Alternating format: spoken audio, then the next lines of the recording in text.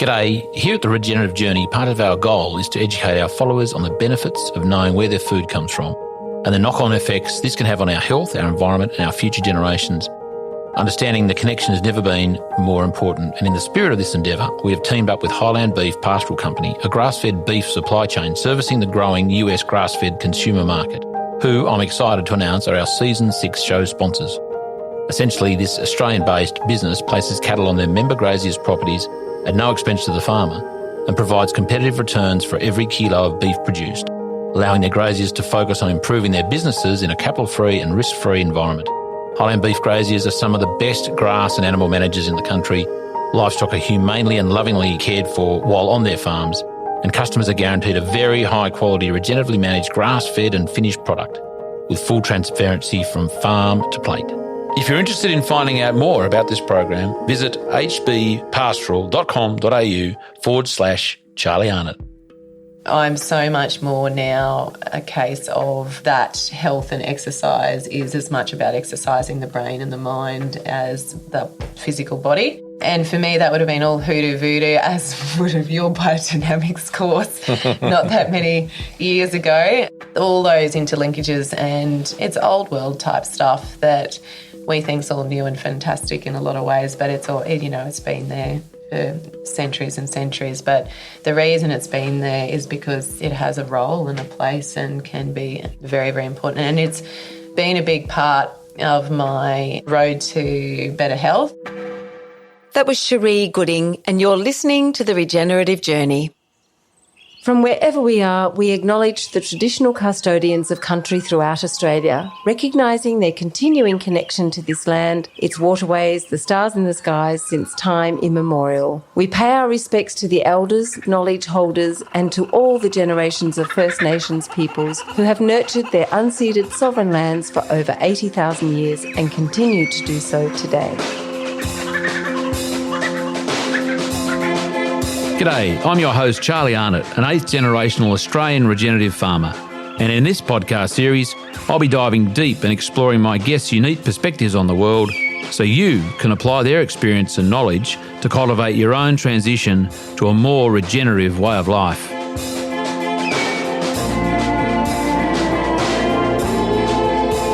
Welcome to The Regenerative Journey with your host, Charlie Arnott.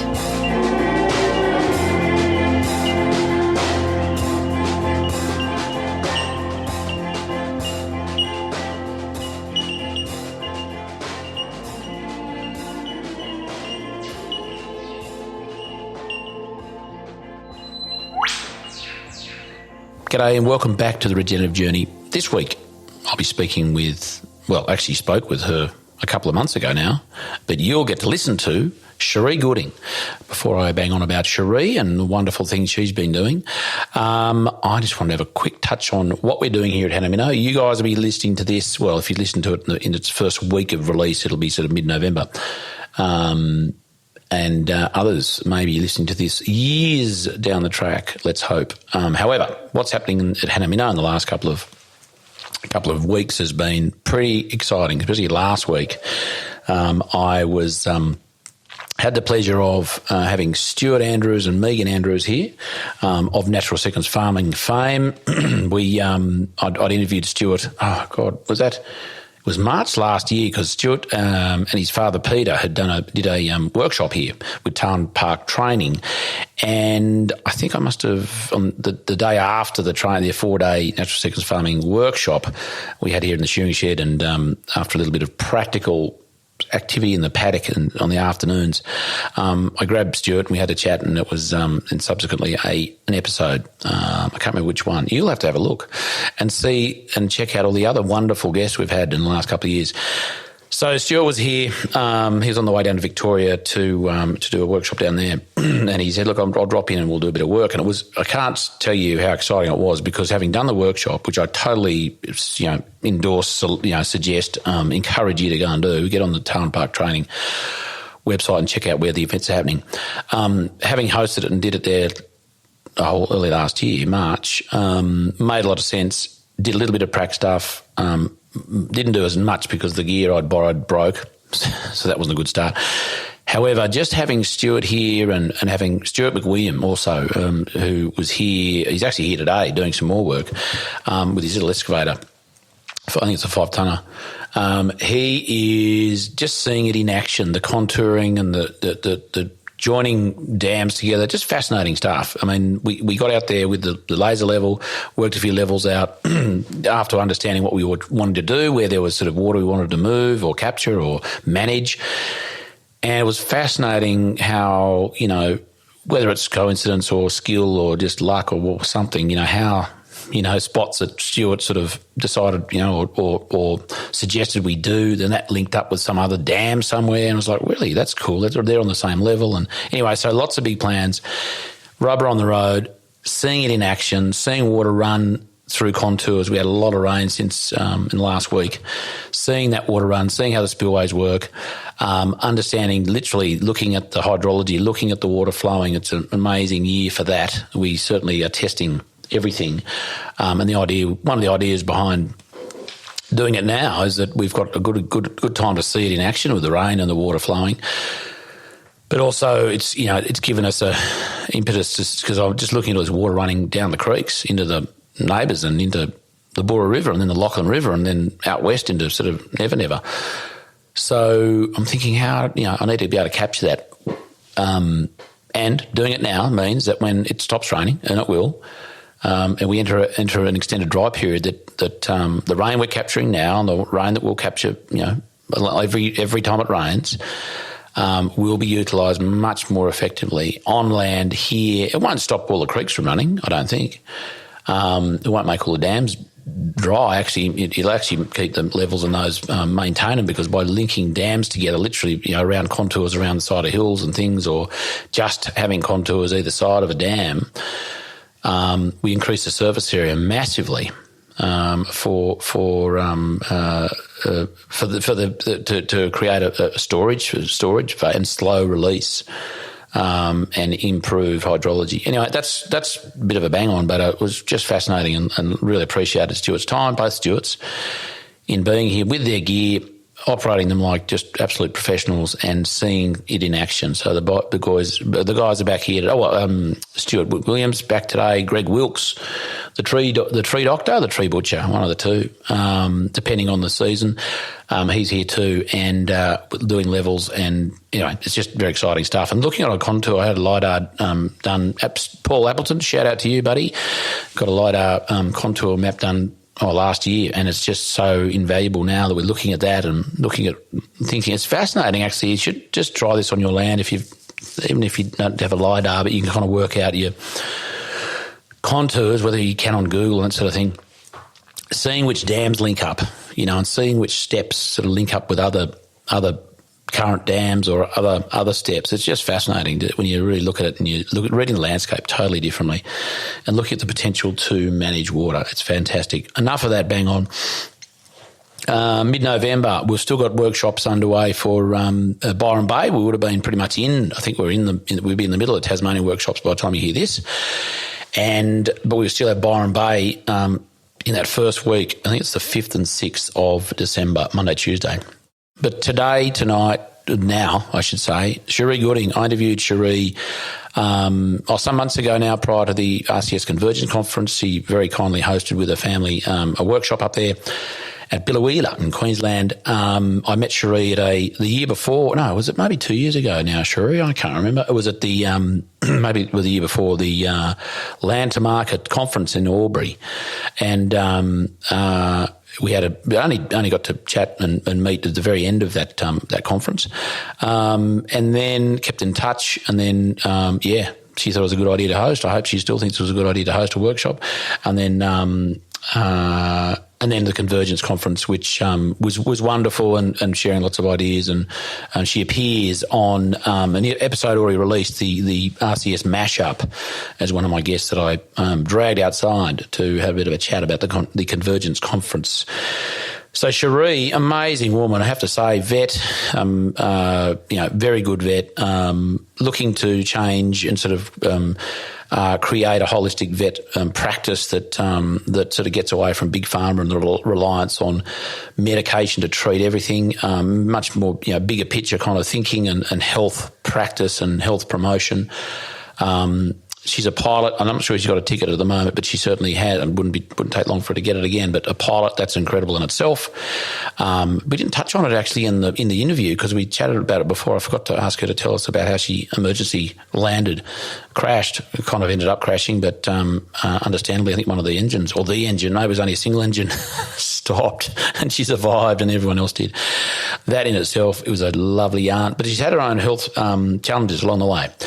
And using her sort of understanding of animal physiology and science of that, and her own, I won't say experiments, but certainly understanding her own illnesses and managing that and adapting all sorts of practices to her own health. She's managing it really, really well, and it's a real credit to her. So this is a combination of sort of animal world, human health world, environment, what she's doing on her farm there at Coolabah up at Biloela. A single mum, just an amazing woman who's just gets on and does it. She, as I have mentioned about other guests, she's a knowing doer. She knows stuff and then she gets on and does it. And it's, her farm is transforming. Her life is absolutely transforming, and her regenerative practices, a regenerative lifestyle. Big fan of Cherie, and here is our conversation a couple of months ago on the veranda of her house there at Coolabah, and I trust you enjoy this interview with Cherie Gooding as much as I did doing it, speaking with her, having a chat as the sun came up on the regenerative journey. Cherie Gooding, welcome to the regenerative journey, and welcome to the eastern veranda of your wonderful house here at Coolabah. Yes, thank you very much, Charlie. Thanks for having me on the podcast. It's exciting to sit down and have a chat. Got a nice cool morning here. We have, but we're expecting 23, 24 today. Yep, nice and mild, but a bit warmer this morning. So that was beautiful. Yeah. We went for a bit of a drive on your over, I guess, somewhat the boundary or the most of your 420 acres. Yep. I should let you say that, shouldn't I? I've been here for a couple of days with Hamish Mackay. We ran Cherie and her mum and dad very kindly hosted a biodynamics workshop over the last 2 days, and we've had some really good chats in that time. And I probably should have just pressed the record button. Well, you wouldn't have to sit here now. So I trust that we can revisit a lot of what we talked about the last couple of days. Yep. Is that cool? Yeah, sounds good. You can put a different spin on it, if you want. But now, actually, if you make stuff up now, I'll know. But we're sitting here, and it's a beautiful view to the east. We've been watching the sun rise every morning, and it's been absolutely spectacular. Cherie, you're sitting here looking over your 420 acres, or most of it. Why here? Why? We'll get to what you're doing here later on, but why here of all places, apart from maybe mum and dad's they're up the road? Like, what is this a special place for you? It is now. So when I purchased this block 9 years ago, I'd been looking for investment houses. I was with mum and dad at that point and working in the local vet clinic. And this block had come up on the market a few years before and had been for quite a bit of money. But the market had dipped then, and so Dad and I decided to rock into the auction. Just convenience, it's 5 k's up the road from their place where most of the work was happening, and sat back, and it came to a standstill. So chucked a bid in and then had to go and talk to the bank manager after the fact. That was here on the site? It was in town, but one of the joys of being a long local, did know the bank manager and did know the auctioneer. But yeah, so that's how I ended up with this little block. It's a flood block essentially. We've got a high spot where the house is, and it has its challenges because of that. It's got those 3 creek systems that run across it. But, yeah, it was a Parthenium and Indian cooch block when I bought it. So it's just been slowly ticking over, and that was a big catalyst for my regenerative journey as well. And so you bought it 9 years ago, and you've been here for 3 years now. We went our tour this morning. You've done we'll get to sort of what you've done. I want you to kind of take us through that, but it's absolutely beautiful, and it's. I can imagine, given your description, what it used to be, and I'm not familiar necessarily with the country around Biloela, but certainly, not country, not all that far away, and knowing what flogged out country can look like, and how the healing that needs to take place for that is just looking magnificent. I've got to say, the earthworks you've done, and the wetlands you essentially created, and what you've actually, as Hamish was talking about yesterday in our workshop, there are knowers and there are doers. Yep. And you're clearly a knowing doer. Thank you. It seems, No, it's just amazing. It was such a lovely and wonderful, inspiring thing. We looked at the trees, different ones you planted, and the work down there, and the cattle, and the fencing, and it's just a real credit to you. So anyway, I'll pump your tyres up a bit later on. I won't go too hard. Anything else? Any sort of other little gems about being here and what it means for you to be here? Like, does it give you? Is it a sanctuary? Does it give you sovereignty? Is it kind of, what is it to have your block that you are I won't say the master of, but you had a blank canvas here, didn't you? Yeah, I did essentially.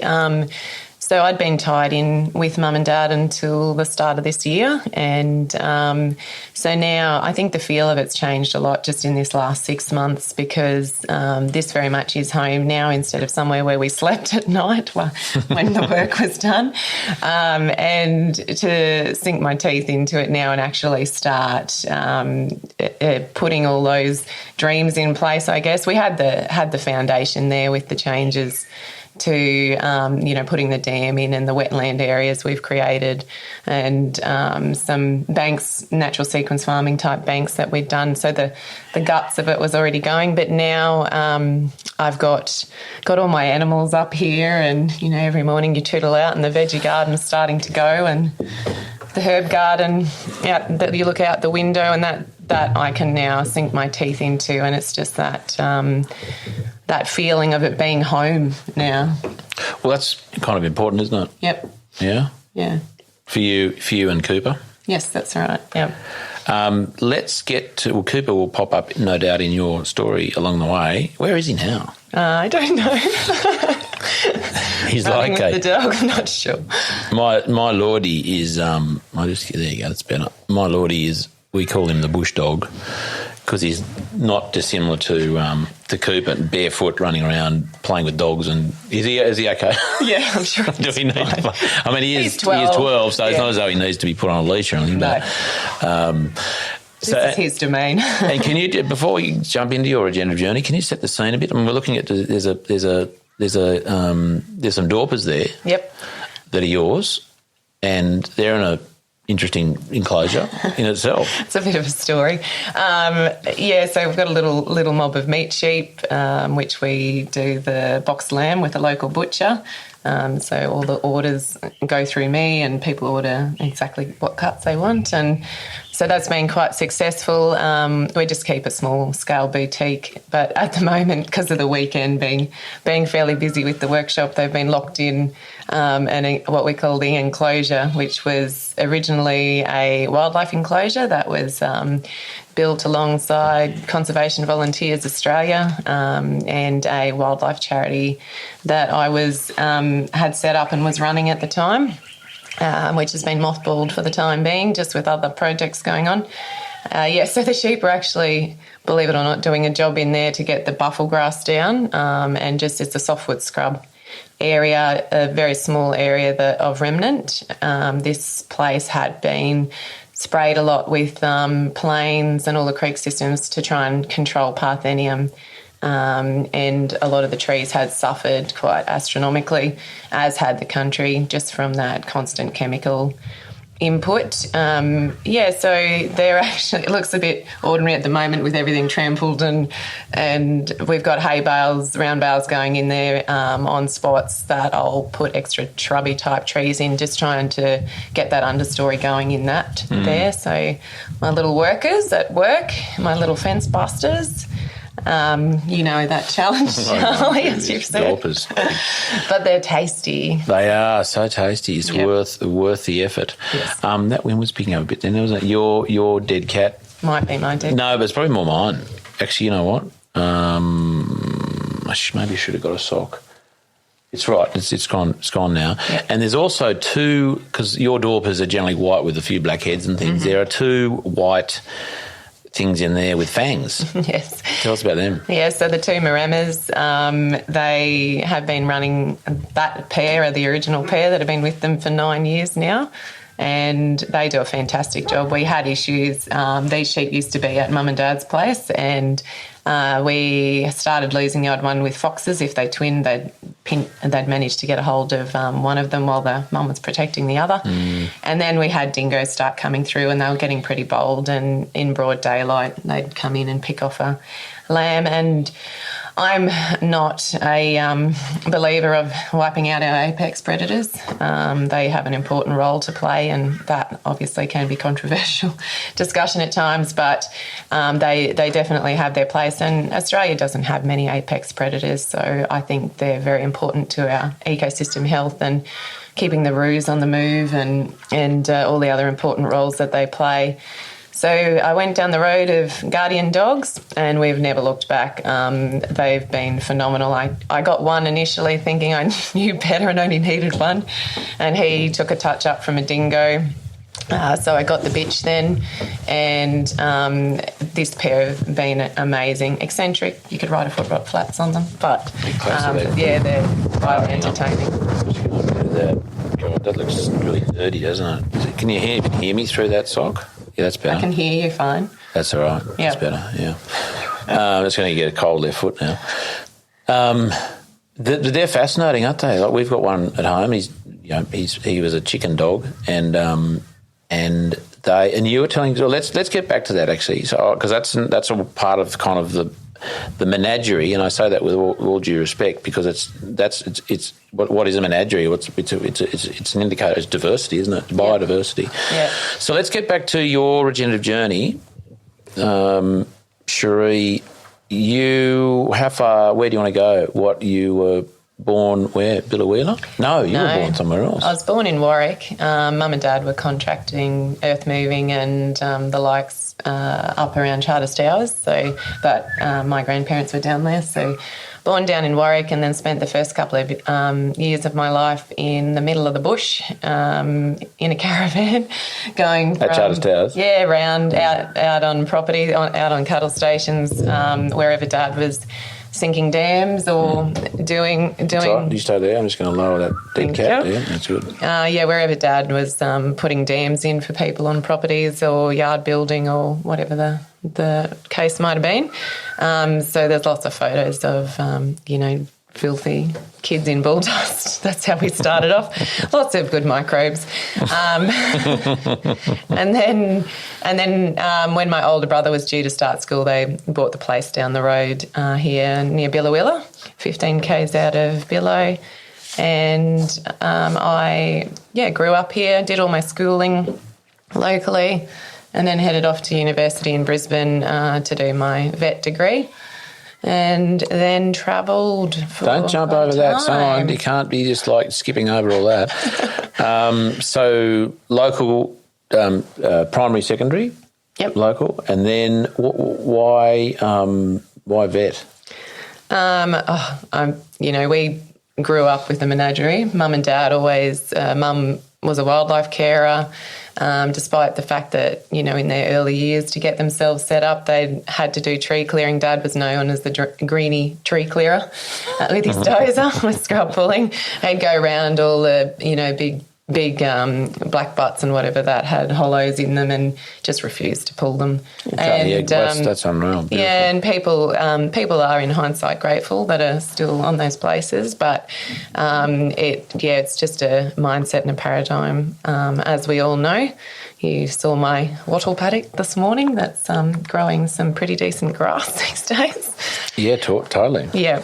So it's just been a bit of a journey, I suppose, to come from there, and then high school in Biloela at the state school.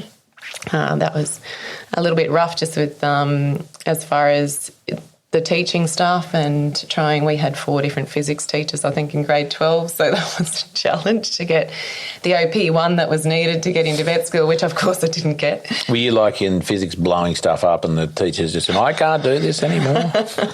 The Quicksilver story at school, the experiment. I'm sure it wasn't physics, it was chemistry, sorry. Yeah. Quick sideline. I'm sure we blew stuff up in physics as well, and it was making plastic. Polymer. Yes. One guy had the beaker, and the teacher said very clearly, now when you add this ingredient to the beaker, don't be holding the beaker. Oh my God. He held the beaker, put the stuff in it, and it just went boof, and it was this pink stuff, and he had a big pink plastic hand and burnt the crap out of him. It was horrible. Peeling his skin off. Anyway, sorry. That's my only school story, I promise. Yeah, right. So that's quite an achievement. I mean, I'm not saying, in a number of levels, and I want to get to, so state school, how many people from state schools go and do vet? Is there a lot? Well, I'm trying to think what my class was made up of, but no, probably not a huge amount. A lot of them had been at boarding school or private schools. But we had quite a percentage in our year that had done a science degree or started science and then come across to vet. So I actually won a scholarship and for remote rural. And then based on that, my OP was, so I had an OP3 and it was, which is different. So what's OP? It was overall position. So that's like your scoring? Yeah, whatever the scoring system is. Oh, okay, because each state has I think they have a different kind of, they call it a different thing. It's different now today. Is it out of 100 or 500 or what was it? No, it was 1 to 25 and 1 being the highest. It was a very backwards type system. Cool, yeah. But, so I was fortunate enough to... You were 1, weren't you? With my grade, no. You were 1? No. Really? I got a 3. 3's good. Yeah. 3's like, if it's 25 times 4, that's like 88, 90% kind of thing, Yeah. Trying to compare. But it was a 1 to get into vet, so I was fortunate enough to get that scholarship and good on you. And get through that way. Yeah. And so you turned up there, and you were most, as you said, were private schools and whatever else. Was that challenging, being not necessarily an outsider, but not from that, I don't know, thinking or that school system or anything? How did you deal with that, or was it just didn't matter? It was a bit of an adaptation for me, but I took a year off after school. Worked for Mum and Dad it was Beef 2000, so Mum and Dad had a Charolais stud at the time, so we had a show team for that. So we did Beef 2000, and then I went to New Zealand for a while. I'd won a junior judging competition that sent me over there, and I was supposed to go... Cattle junior judging. Work. Yeah, so it was supposed to be for 3 weeks and I stayed for 3 months and travel went from... The organisers of that thing, you were there for 3 months. Now we're going to give you a ticket for 3 weeks. Yeah, they just, the return ticket, it was just return ticket. The rest of it was up to me. Right, yeah, cool. No, I just started on they had Herefords and Angus stud and a dairy as well, started there, absolutely loved it, and then just got put on to another family and and I moved my way through the North and South Islands and did a bunch of cattle showing for different people and had a ball, really. And so I was glad I got to do all of that prior to heading for Brisbane and university. So I think that set me in pretty good stead, just that bit of travel and getting out. Matured a bit and a bit of life experience. And just sick of studying after grade 12. But, and then the vet students were a fair mix. We had students from, Augathella, St George, good bunch of rural kids in our year, which was a little bit unusual for some reason. They fell in our year. And we had quite a percentage of, we had about 40% men as well, which was also becoming unusual. There's a lot of women vets, which is great now, isn't there? Like, is that? Do you have a sense of why that is? Is it like? I think it's just to do with the education and study system to a degree. Like the girls can like handle a study and are more diligent. Don't go to the pub every night. I'm not sure, but it was it was transitioning over. But the reality is that you find when there is a male vet in the clinic or the scenario, there's a whole different feel to it. I'm all for, women being able to do anything they put their mind to, but I'm not a feminist by any stroke of the mark either. There's a place, and there's definitely times where I will call on the farmer to come and give me the muscle because, the reality is we are women, and it's technique, a lot of it. And you can work most stuff out through technique, whether it, with carvings and the bigger jobs.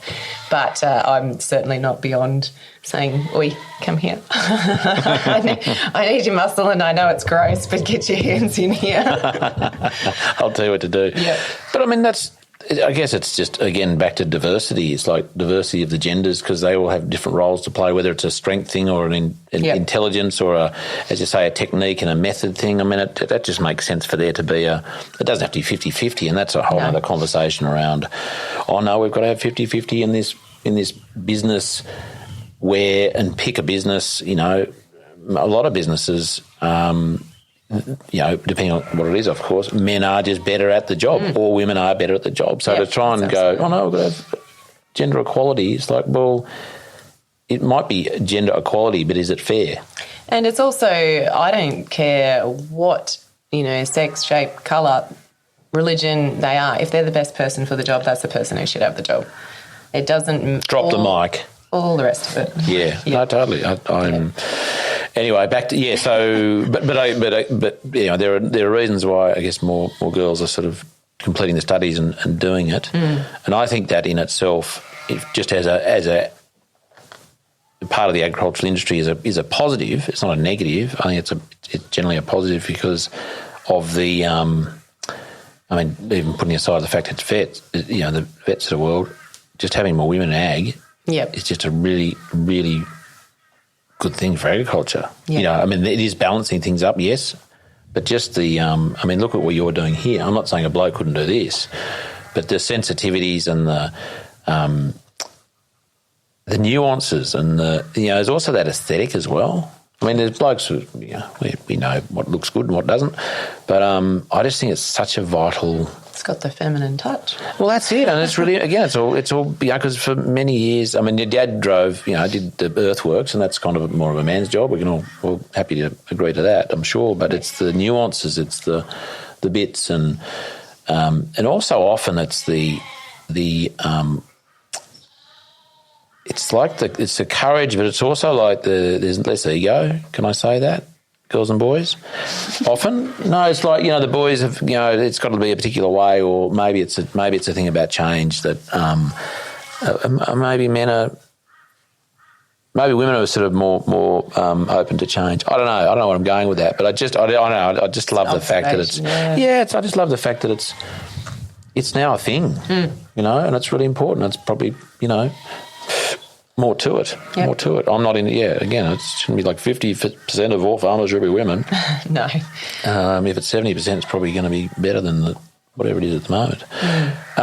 So vet did that tough course, 5 years. Yeah, 5 years, pretty full time. We were 5 days a week, unlike most other courses, and went through that one. Lots of. Vets are renowned for their hard partying, so you've got to get out the other end of actually graduate and know something. But no, we met a great bunch of people, from all walks of life that we went through, and it's very communal, the vet students, because we're sent on pracs together, and just the nature of the study, I guess. A lot of prac work in the last 2 years on farm, and that was when it was still based in Brisbane, but we were doing prac work out at Gatton, and it's obviously all at Gatton now. It is? Yeah, for UQ. Right. Yep. Okay. Yeah, so, got through that one. And you had some, before you go over that one again, I'm glad I had the couple of days to sort of try and find some anchor points here. You had some, if we can talk about that, you had some health challenges that weren't just kind of, not just at uni, but way back. Yep. So age 5, I was diagnosed with juvenile rheumatoid arthritis. And being rheumatoid, it's the autoimmune-based one, not your osteo. They think it was triggered from possibly Ross River fever. We'll never really know. But I had a cousin similar age get it at the same time, and they were living just down the road, and no other family history of it, so there will have been some sort of trigger.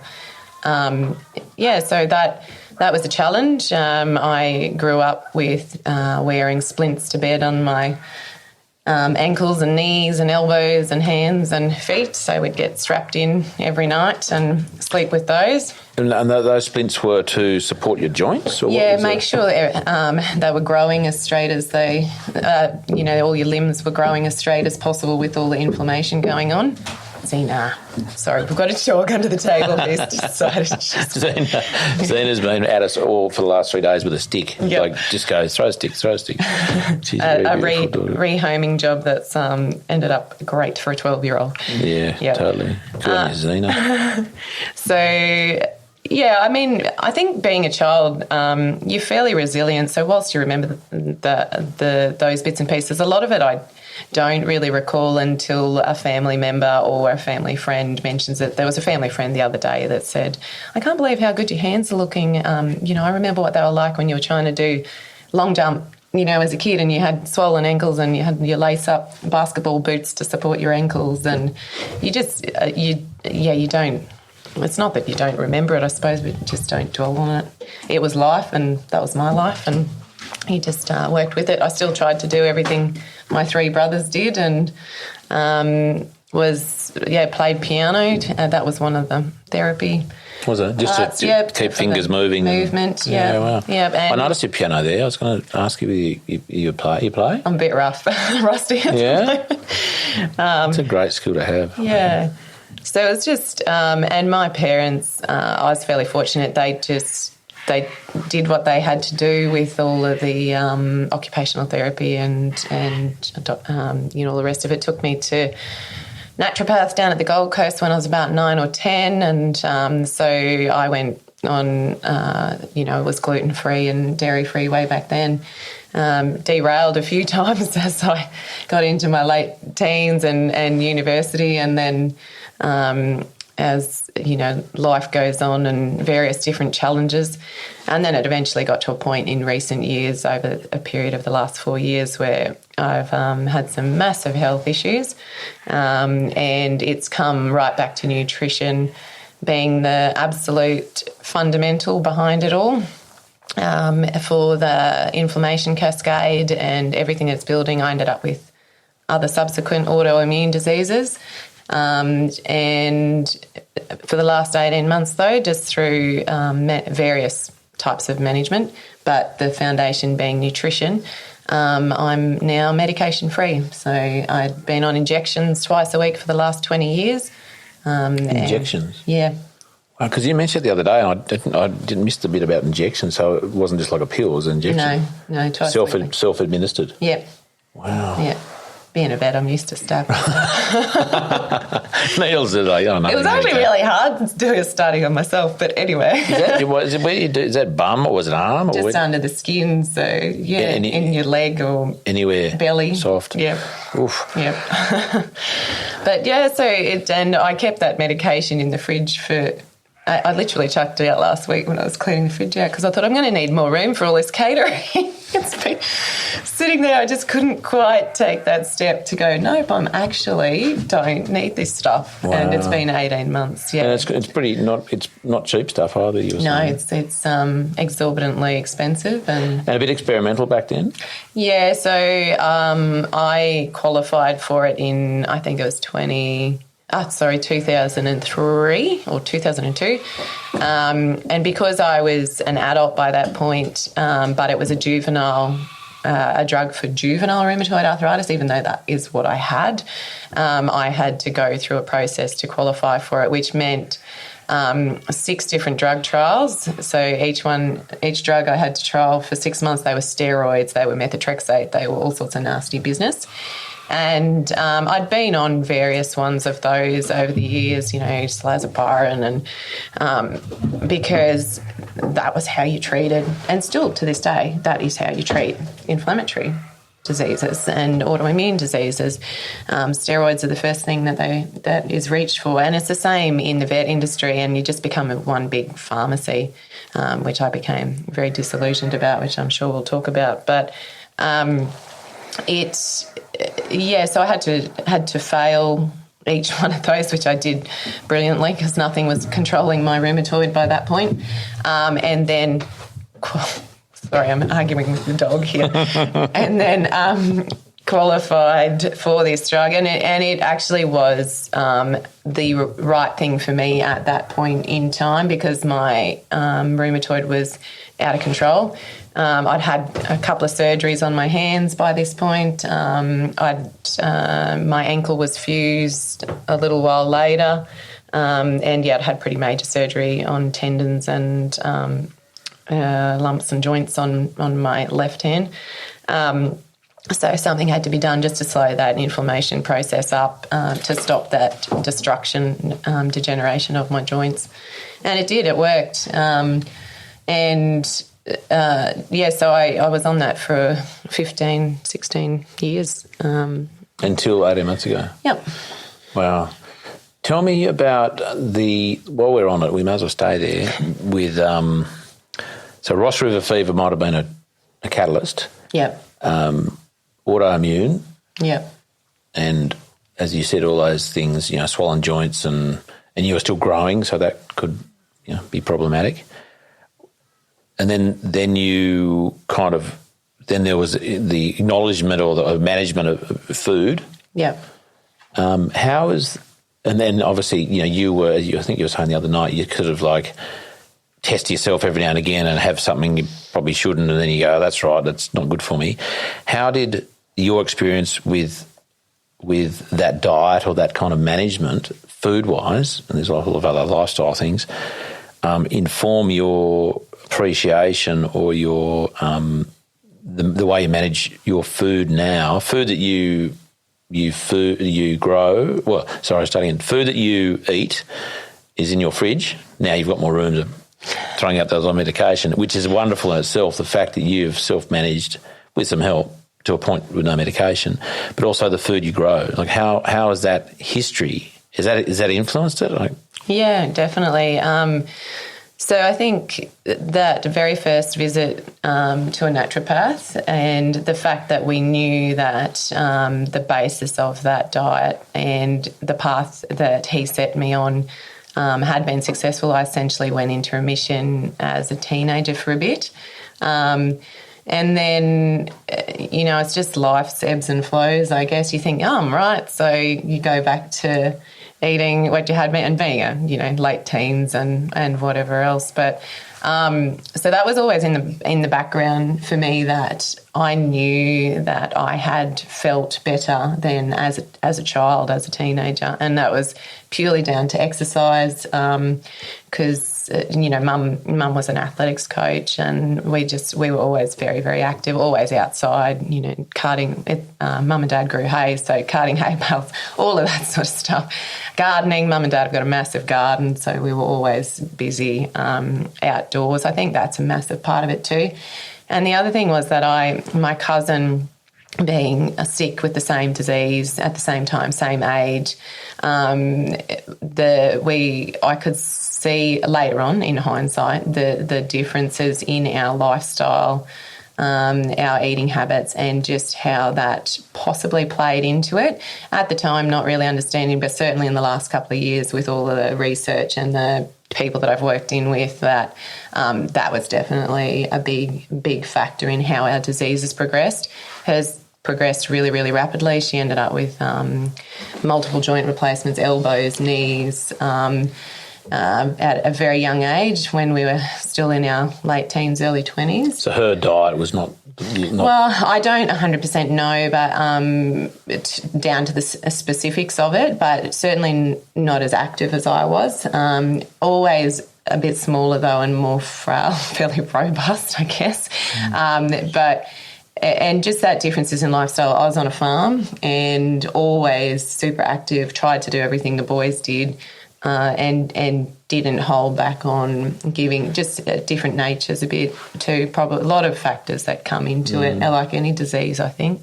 And it was just looking back in hindsight at what all those potential differences might have been. But unfortunately, she had an exceptionally painful life. She was very crippled with it by our late teen years and early 20s, and multiple surgeries. And then with arthritis and rheumatoid in particular, it's well known that depression comes hand in hand. And to the point where when I had a share in the vet clinic, I couldn't get income protection because I have rheumatoid arthritis. And when I queried it and the insurance behind it, wow, it was to do with the high correlation with depression and mental illness that goes with a disease like rheumatoid. And obviously just our fine motor skills, the ability, with that sort of stuff. So I guess that's a greater risk. Yes, yep. I put a scalpel through my foot. If you did, I mean, drop one in surgery. Have you done that before? Just finger, not foot. Oh dear. When you're doing a cesarean in a cow, it's a bit of a blind thing at times, But that's, to that, just quickly, we'll get back to food, but to that, you were doing surgeries, weren't you? Yeah. You sort of, again, you fluff over the top of things. I'm glad I do know the history a bit more. So you said, I worked in a clinic. Oh, you were one of the principals there, though, weren't you? For a time.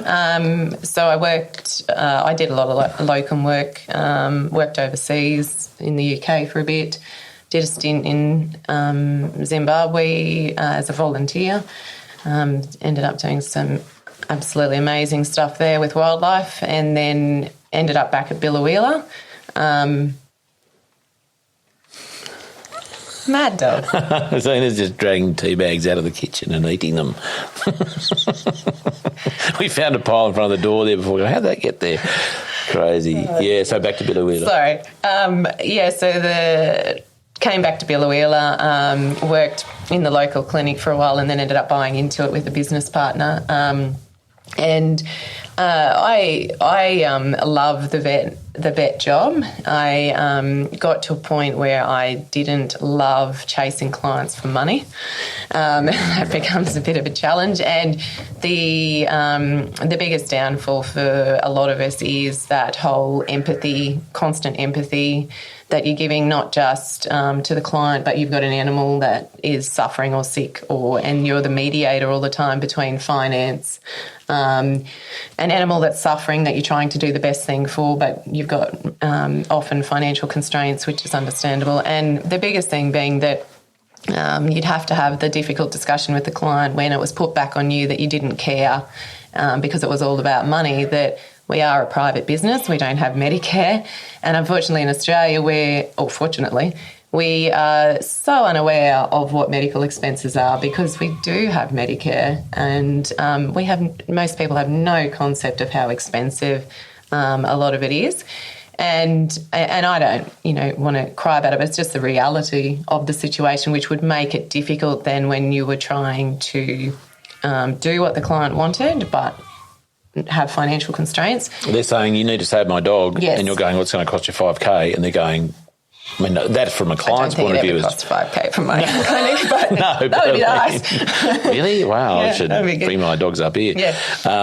that would be challenging. It was, and it's the mental mind games, I guess, that end up.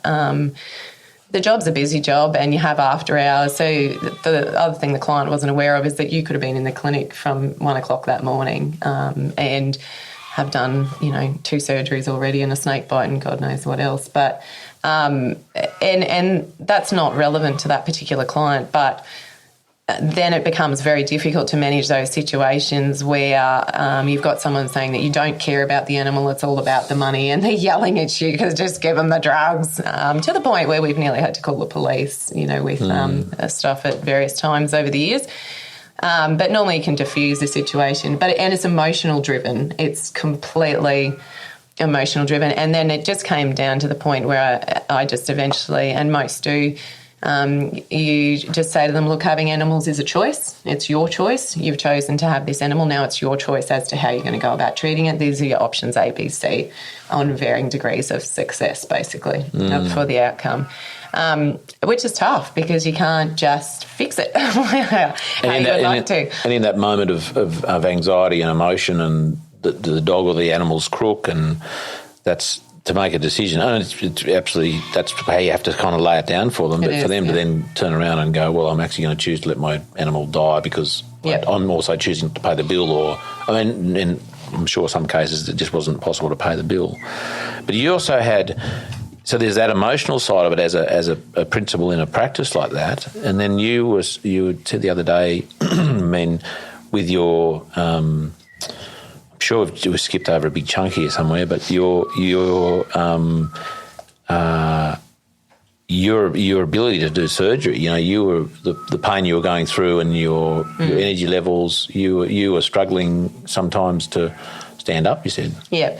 So just with my health, it was just a snowball type effect, I guess, of just the hours that were put in the clinic. Once Katie and I owned it, had bought it, and being owners and operators as well. So you're running the business as well as doing still full-time vet work, so which is common. Or becoming less common, actually, as a lot of them are sort of corporatised. And it's probably for the better because the vets can be vets. As much as I don't love that sort of big company buyout scenario, the feel of the small rural vet clinics is always the appeal. But the reality is that if we have less burnt-out vets and less suicides, then that's got to be a plus. And if it means that management's run from head office somewhere and the vets can be vets, then great. It's a solution that's there. But, my health was deteriorating again. It sort of goes through ebbs and waves. Because of the arthritis? That was like another... It was one layer of it. Yeah. The rheumatoid, just the extra stress, I guess, lack of sleep, not eating as well. And I was saying to you the other day, we have the drug orders would come in and they always had chocolates and stuff in them. So at 2 o'clock in the morning after you've done a surgery and you're wandering around the clinic waiting for a dog to wake up, you'd go to the fridge and grab chocolate, of course, at 2 o'clock in the morning.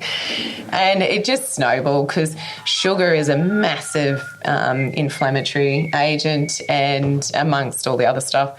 And my son's had food intolerances since tiny. Well, we eventually worked out that's what the case was, but food intolerances since tiny. And so I'd been down that path before, but as an intolerance rather than just something that was feeding a disease. And so had a lot of awareness about food and the roles that played and what we were poisoning ourselves with by what we put in our mouths. So that would have played into it too. But I essentially ended up with inflammatory bowel to a degree, and then also had and it was the combination of all that inflammatory stuff. But I took my son to an absolutely brilliant doctor that we've got over at Yeppoon, who's quite alternate, but doesn't steer away from modern medicine either. And I walked in with Cooper and he took one look at me and said, I need to treat you first. And I said, no, I'm here for the kiddo. And he said, well, you can't you can't do your job and look after him and, sort him out if you're not well, so we'll start with you. And it just happened to tie in with the sort of beginning. I was at a tipping point, I think, and I did tip over that point, unfortunately, but that was some of us with our personality types have to do that. As it was said at the workshop, one of the people the other day, Chunkaforby too, over the head, not just a little tap on the shoulder. There's what we have to listen to. So I ended up chronically ill and huge hormonal imbalances. And when I say hormonal imbalances, not just your female crazy hormones, but all of the hormones that our brain produces, basically. And the levels were so far out of kilter that when my results started coming back in, this doctor was sort of just gently, very quietly spoken, gently trying to tell me what it was that was going on. And I said, yeah, I'm coping and, I'm doing this and that. And eventually he said to me, people like you end up in jail. I'm like, okay, I'm listening now. What does that even mean? And it was actually a fascinating conversation after that. And I think because of my science background, and testing all this stuff in animals, I was able to understand everything he was telling me, and just it was about me for this time. And just with those levels of, testosterone, estrogen, progesterone, and just how out of balance they were, then that was creating a massive biochemical imbalance within my body and my brain.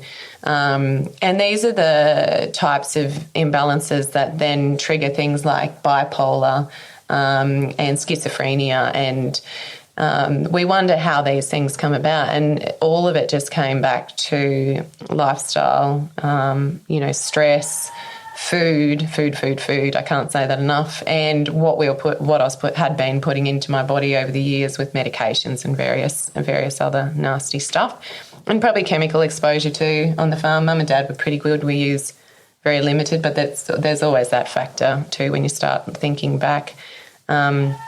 But yeah, I ended up in surgeries and barely getting through them. I'd just end up in agony or with such amazing brain fog now, knowing how I feel now as to how I was then, that it's amazing that I actually was able to work through the process of diagnosing or anything really with the animals, and just that clarity and memory and recall. And my recall was nothing like it had been, and we all just blame it on baby brain, but which would have been part of it. Cooper didn't sleep for 3 years, but it just all snowballed, and I'd end up with massive abdominal type pain or brain headache type stuff. It's not really a headache with me. With a gluten reaction, it's like a band around my head that just gets tighter and tighter and then gets behind my eyes, which are quite distinctive for me now. I know what the signals are, but at the time it was just this big cocktail of mess. And the doctor would say to me, your body will tell you. And I'm like, it's screaming at me. I don't know what it's trying to tell me. So we slowly worked through all of that, and he told my son to watch me, because Cooper was very good with his diet, and with gluten and dairy not being a part of his diet. And, we went down that whole road of sugar-free, which I'd been doing had already gone on to after reading Sarah Wilson's stuff. That just reiterated all of that. And I love following all her stuff. It's been very insightful. And then just I ended up having to go gluten-free, dairy-free, preservative-free, and and people say, how the hell do you do that? We just eat real food. It's really quite simple. You just eat real food. Eat what, as Michael Pollan says, don't eat anything that your great-grandmother wouldn't recognise. Yeah, that's great. Yep, yep, yeah. And at the same time, you were so Cooper's 12, turning 13 soon. He's a teen. He's a teen. Scary. His behaviour last night was a bit teenish, wasn't it? What was he doing? We were playing Jenga. Oh. I don't know, between all of you. So he's nearly 13. So you had Cooper, and you were essentially a single mum at the same time as having your health challenges, yeah, and running a a vet clinic? Well, the vet clinic was he was a bit older when I bought into that, but But you said he didn't sleep for 3 years when he. So I was working as a vet, but that's right. Okay, so but you still had the responsibilities of a vet. Yep. Single mum, son who wasn't sleeping for 3 years, and the Charbro stud. And the Charbro stud, living at mum and dad's. Yep, at that point. Yep. And all surrounded by a challenging health scenario, which there's multiple layers there. So I'm not surprised that to focus on. Well, you got to a point where there was a point, wasn't there? There was a tipping point. Yeah. So. My brother in 2019 had a battle. Well, he had a battle with brain cancer for 10 years. And so he passed away in 2019, and just prior to that, at the end of 2018, when I had my first really bad bout where I was sliding down the wall trying to stay sterile in surgery and just telling the nurses, just give me a minute, and then getting back up to finish the surgery. And so at the end of 2018, I knew that I was becoming not a pleasure to work with either, because I was short and I just couldn't. I was saying to you the other night, I just couldn't feel joy. And people, the amount of people that have said to me it's a choice and it's about positive thinking and it's about positive affirmation and all these different things, which are absolutely all important and amazing tools. The thing I've tried to explain is that things can get really complex, and I've had that layer of autoimmune disease which does add into that complexity from a very young age, and the damage that's done to my joints is done.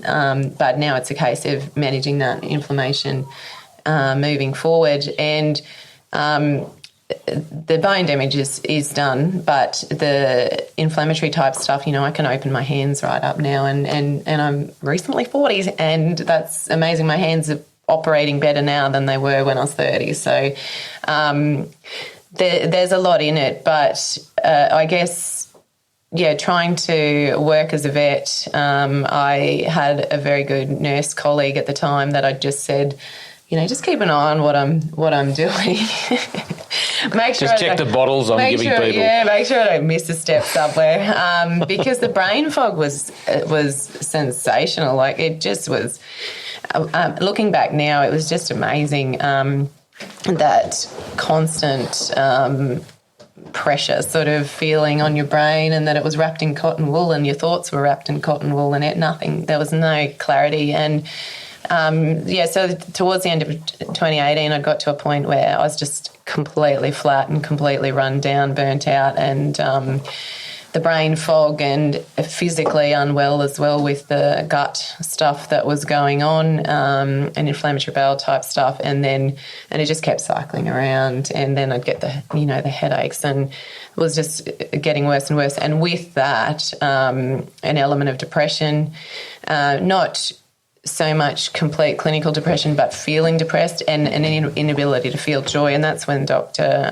Cavagit had said to me that people like you end up in jail. And his explanation based around that was that with that level of imbalances and everything that's going on with my body and the toxins and the biochemistry that was currently going on, they're the people that end up smothering babies in a moment, or king hitting somebody. And people, I hear lots of judgment that gets thrown around, and I used to be quite judgmental about this stuff myself, but having lived through it, I have a very different perspective now. It's not that simple sometimes, and while it's inexcusable, I empathise with the fact that it's not that simple at times. Having lived it, and whilst I never felt like smothering my baby, thank God, it's quite a scary thing to have said to you, yeah. And so you had that first, if we put your doctor's name in the show notes, is it, or he might just not have the word, no? I don't know. Well, you might maybe ask him, because we're happy to, if he's happy to, but if he's just going, I don't need the extra work. No, he doesn't. He's sort of semi-retired. He's semi-retired, okay. But anyway, lovely man up there at Yeppoon. Where was I going with that? So you had that meeting with him, and that was no doubt a catalyst for healing. Yep. Did you see you had seen him after your brother had passed away? Like that was kind of all that had happened, and then you went, let's go and see him. But again, the interesting thing was it was for Cooper. Yeah. So I think I'd seen him before on and off for just different things, but not in a big holistic type context that we ended up with. And that was just through circumstance. And he had warned me that, you know, if I couldn't keep going down that track without making massive changes. And we always ate really, really healthily, but I had to become super strict with it, and especially to break not so much the habit, but give my gut a chance for all that microflora to change over. So my gut, you know, it would have been highly bacterial, probably fairly fungal, and it needed to switch. And to stop that feedback loop that goes on with your gut flora that's telling your brain that you've got this craving and that's the food you want, whether it be high sugar, high carb, whatever, those feedback loops take time, and that time is due to microbes changing over, and it's exactly the same in animals. Ruminants in particular, they're amazing to watch and work with, and that's a big passion of mine is ruminant nutrition and just health in general from the soil up. But and giving microbiology that change, and it's a 2-week bracket with any microbes. They need a fortnight for changes to come in place if there's a change in feed. So when we're making drastic changes in our own lives or guts or in animals, we've got to appreciate that there's an adjustment period. So for me, it was sort of 3 months, I reckon, before I stopped. It was a real physical thing to not have dairy or gluten. Sugar wasn't so bad. Butter. You like butter? I loved butter. Yeah, and cheese. I love cheese. The potatoes smothered in. Oh, butter. stop it. Corn. Yeah. Anyway, I don't crave it anymore.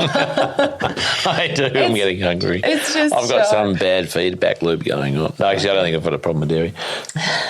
Yes, so... so it was time, and you hear so many stories about people not having the willpower or whatever to change their diet, whether they be overweight and I get that completely because your little bugs are going, hey, come on, feed me. And so tell me about that feedback loop. Yeah. Like, what is that? I mean, it's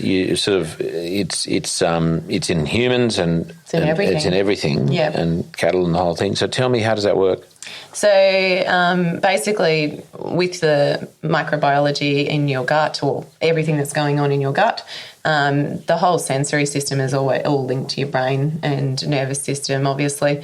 And the feedback loop's just an easy thing to, I guess, understand. But whatever is being produced in your gut, then to do with the satiety centres and stuff, and I guess that's what people would probably relate to the most with hunger.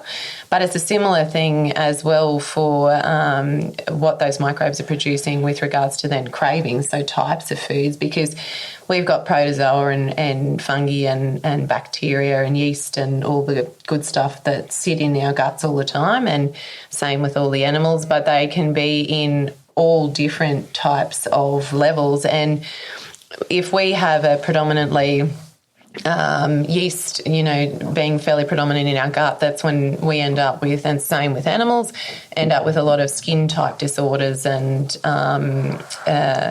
things like dermatitis and athlete's foot and all that sort of stuff in humans, and in animals it can be dermatophilosis and ringworm and that sort of thing.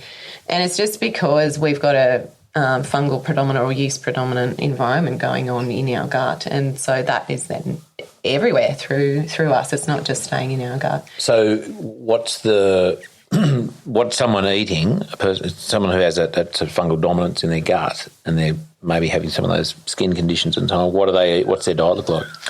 Often it'd be, a lot of white bread type stuff, beer, they're the two probably most common. But there's heaps of different things. Sugar. The yeast loves sugar. So high sugar diets will feed yeast. Honey. Oh, I know. But it's got medicinal purposes. You can't. The great buddy Nico Plowman and Cartier were telling me, and it's the only thing I wish they hadn't told me, is some time ago they said don't put honey in tea because as soon as it's above a certain temperature, it kind of loses its properties. It's good. Oh, is that right? Yeah, that makes sense. So maple actually. syrup is what they use in their tea. There you go.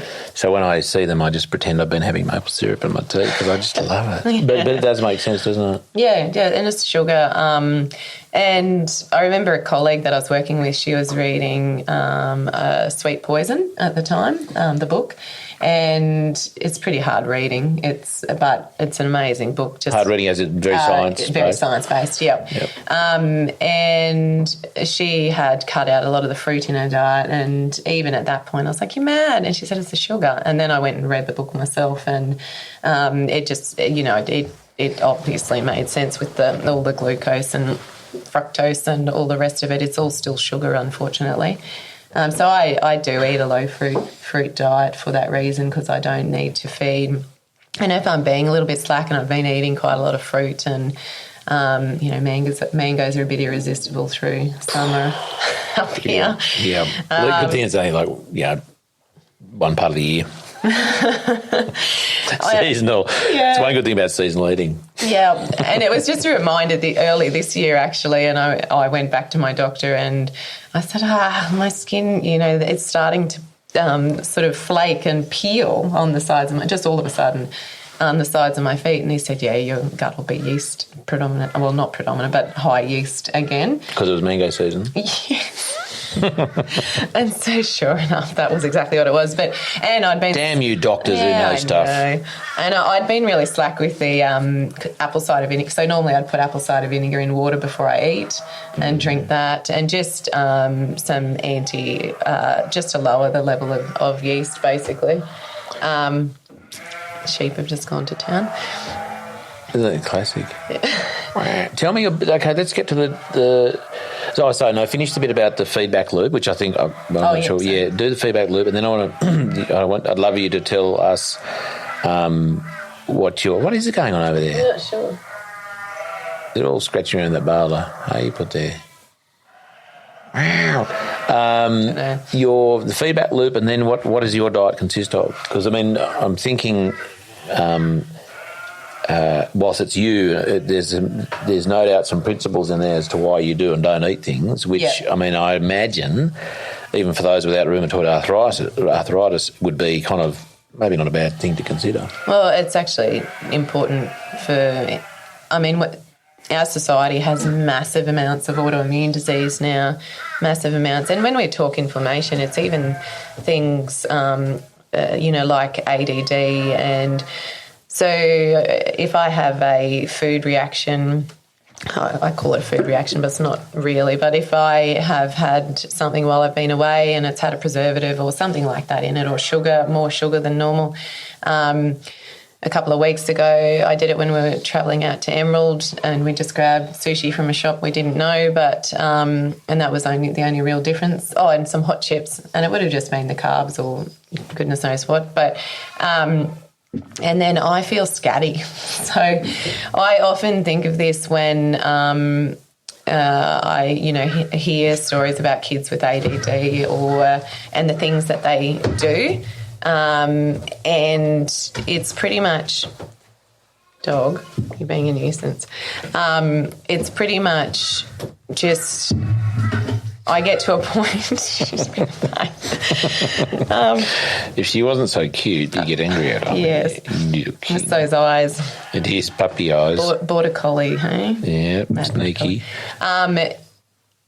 Yeah, and I feel I call it the heebie-jeebies, but I literally feel like I'm in my head, I'm bouncing all over the place and I can't concentrate. And if I'm trying to sit down to do work, I do a bit and I can't get a good run at it. I don't feel settled or calm, and just can't concentrate. And it's very much the symptoms of attention deficit disorder when I'm like that. And then if I'm eating really, really well, that all just goes away. And it just reinforces for me all the time that if that's doing that to me as an adult, and as an adult who's very aware of it, when I'm feeling like that and the sugar or whatever has with my feedback loop, got to my brain and everything's gone slightly mad for a couple of days, if I can't concentrate and I'm feeling a bit wound up and anxious, imagine what all these kids, animals, whatever it might be, how it's affecting them, all that nutrition. And the animal, it's the same with the animals as well. It's anything. But with anything that we basically put into our bodies and ingest and is being digested, to do with whether it be sugars or whatever the outputs are that our little microbes are doing. I don't actually know how to explain this best, but there's signals then being sent or transmitted or through the biochemical pathways that then coming to our brain, and our brain is then saying, right, I've got all of that and now I'm running out of it and now I want more. So because that proportion or that population of microbes in the gut who are their job or their tendency is to digest that type of food, and their population grows a little, and they're going, we want more. We want more because we are more. Yeah. We need to maintain our population. Yeah. That's fascinating that it can actually, a little bug or bugs, I guess there's millions, billions of them, can actually influence the thinking through biochemistry to then get the person to physically it's the signal grab another one of those things. It's fascinating, isn't it? Yeah. That's pretty intelligent kind of. We are microbes. We are, aren't we? We're managed by our There's microbes. more cells of microbes in us than there are our own cells, aren't there? Something crazy like that. Yeah. But to have that, to be able to essentially make us unconsciously just get more of what they want. Yeah. Yeah. It's not parasitic, but it's kind of close to it, isn't it? Yeah. In a way. Our little army that actually controls us. and so just on that, before getting to your diet, I don't want to forget that one, is so when that feedback loop is happening, and that's just the dietary one, right? Mm-hmm. And then you've also got stuff happening in your world. Mm-hmm. I mean, I'm sort of referencing you, but I guess as a human, and this happens to probably a lot of people, I'm sure, whether you're aware of it or not. So you've got the feedback loop that's potentially not good for you because you've gone and had the chips or the whatever, and you kind of you've sunk back into some old habit. You then might be sideswiped with an external event. Yep. Bit of stress. I don't know, a bit of stress, a bit of not enough sleep, a bit of whatever. Sleep's a huge sleep factor. one. Yeah. And then to sort of, how does one? Is it a conscious? Is it unconscious? How does one kind of methodically snap out of that? That it's an internal feedback loop, but it's probably an external feedback loop as well. As we say, as is set off, and you are what you eat. And Hamish, he said, and I love this one. He says, "You eat what you are." Yes. Like if you are feeling like shit, you will eat shit food. Absolutely. And and when he said that the other day, that really resonated because I thought I've lived that too many times. Yep. And because you're craving, and then once you start down that path, then it's much harder to go back the other way. So do you got any tips on kind of breaking that cycle, whether it's the food cycle or the mental cycle of that situation? I think it's, for me, having someone who was keeping you a bit accountable was important, and for me that was this doctor. And him putting it on my son to keep an eye on what Mum was putting in the fridge and getting out of the fridge. So Did he give Cooper a little camera to put on the wall near the fridge? He could just check it, like a wildlife camera. It was really quite cute, but it resonated with me. And Cooper would say, "Hey, Mum, should you be?" Because he'd been living it for years, and he knows exactly. Because when he was little, if he was sick, and I'd say to him, "So what do you think you've eaten?" And we'd have this chat around it, and, well, we probably better avoid that again then, don't we? And just let him learn the lesson a bit, not just it always be an absolute no. And I've done the same with myself to try and work out what is and isn't okay. But pretty much for me, I had to just stop buying it. So I wouldn't buy food when I was out, and we would only put in our fridge what it was we were supposed to be eating. And veggie garden. And, through a lot of our winters, I'm not very organised this year, having pretty much just moved back here full time, but most winters we eat straight out of the veggie garden. We've got our own grass-fed lamb, grass-fed beef, and so we know the provenance of that and what it's had its whole life and where it's come from, and that, that is actually nutritional and in its own way got its own medicinal properties. It's not just a chunk of beef that tastes like beef or lamb. It's feeding the soil for the nutrition, for the plants, for then our own nutrition. And it's not just a case of I'm eating healthy, it's finding nutritious food that's chemical-free. And the only way you can ever know 100% that is the case is to grow it in your own backyard. Yeah. So that's been, but I love getting my hands in the dirt. That's therapy for me. And love growing things and watching things grow. That to me, it just doesn't get any better, whether it be animals or plants. Is watching its life, I guess, seeing life evolve. But breaking that, it is hard, and I can see why a lot of people do quit. And for me, I ended up in the fetal position on the bathroom floor. That's sort of sick. So that there was no going back to that. But you shouldn't have to get to that sort of point to have to do that. And it was lifestyle. So I sold out of the clinic. I just started making choices.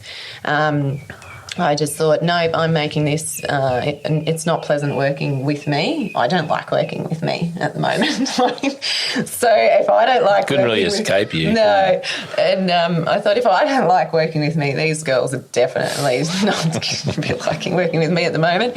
And I got to a point where I didn't like that person, and I knew that I had previously been someone who was happy and, had been nicknamed Smiley, and that sort of thing was in the back of my head the whole time. But I had to keep hanging on to that to know that I could get back to that, and I'd been healthy before. And then this time I was going to do it better, and I have, and I've managed, and like I said, now 18 months medication free. So, but I just started making choices and listening to podcasts and reading and researching, listening to my doctor and actually carrying out what he was telling me to do. But the first thing for me was just don't stock the fridge with stuff that you shouldn't have. Don't tempt yourself. Yeah, cleaned out the cupboards and just because it's only Cooper and I, that was fairly simple for us to do. And that's a comment I hear from a lot of people that, well, it's fine for me, but then it's in the house for the rest of the family. I'm like, no, the whole family can do it. I said, why would, if you want to be that healthy, have your whole family that healthy. And for me, that's a no-brainer, but it's simple for me to say that when it's just me and one kiddo. But, he's been a massive, he just lesson, because his gut flora now is that's just how it is. It's so in tune that he just doesn't even want any of that stuff. It's not. There's no negative feedback loop. No.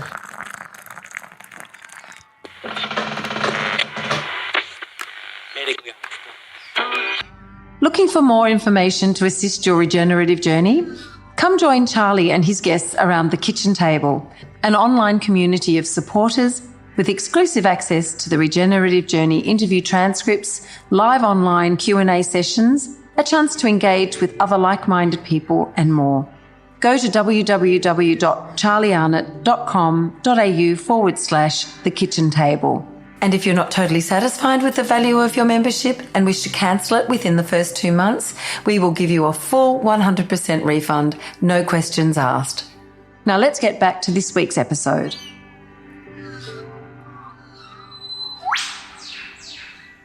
So tell me about Cooper's, do you think that his, not sleeping and his allergies or kind of, I guess allergies, if that's a broad enough word for it, do you think that was because of, your condition at the time when he was born, or was it environmental, or how did that come about?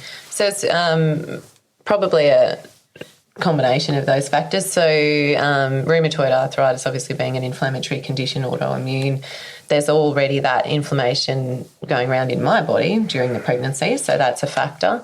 And that can be exhibited in a number of different ways. And to the extreme of nobody picking up on or remembering or recalling or whatever the fact that rheumatoid arthritis in a mother can cause heart block in a baby at birth, which resulted in an emergency trip from Billawilla to Rockhampton via road in full labour, because someone finally twigged that could happen and they didn't have the facilities to deal with that. What's heart block? So their heart stops as they're born because it doesn't change trigger. Yeah. And they need a pacemaker put in immediately. Wow. Yeah. So they found that someone worked that out just before he was born. No, Yeah. really. Yeah. And what did you or someone else? No, I was oblivious. I was unaware of that particular fact. I knew a lot of other stuff, but that one I didn't. And yeah, so that was an emergency trip to Rockhampton then. And he was born with heart issues, heart arrhythmia, and spent three days in ICU. But he was a big, robust 4.4 kilo baby, so he took over, and they just kept sending ECGs through to Brisbane, and then it just all levelled out, and they thought he had a murmur 12 months later, and then it's all just sorted itself out, that side of it. And not sleeping for 3 years, that's kind of challenging for everyone. Yep, so he, from about 3 months old, started... he was always didn't sleep very well from the beginning, but colicky, a very colicky baby, and just started with, during the day he'd be quite good. It was then at night, while he was digesting all the food we later worked out. So while he was eating it, not a problem. And myself, I'm a bit the same. Often it's 24 hours later or the next morning that I wake up with the head and the... If you've eaten something. Yeah. And so, but he was getting, more and more bloated and just really crotchety, and he'd wake up just blood-curdling scream in the middle of the night, and but otherwise a happy baby. So there was this real contrast, like he knew it was pain-related, and that was pretty constant for 3 years as we went through all of the steps of trying to work out what it was. And you were working in the clinic then too? Yeah, I was working as a vet.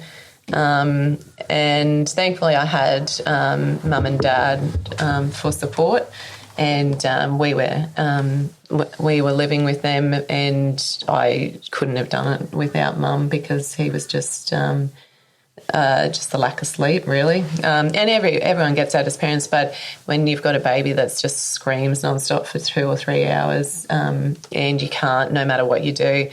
So we went through the process of allergy testing and food challenge testing and all sorts of different things. And in the end, because he was getting more and more sort of bloated, like he looked like a little munchkin man, but skinny arms and legs, and then this belly. He looked like a beer drinker.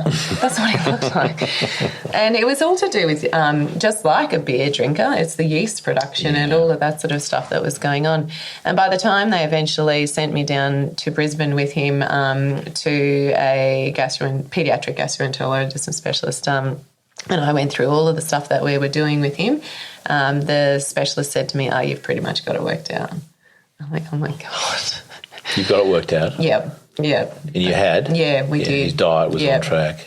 Yeah, so he was gluten-free, dairy-free. I had a goat that I milked, and he was reared on goat's milk, made fresh cheese, and then eventually, just time factor, but he coconut milk and coconut products and the like. My tummy growling then? Jeez, it's your fasting. It's your autophagy in full swing.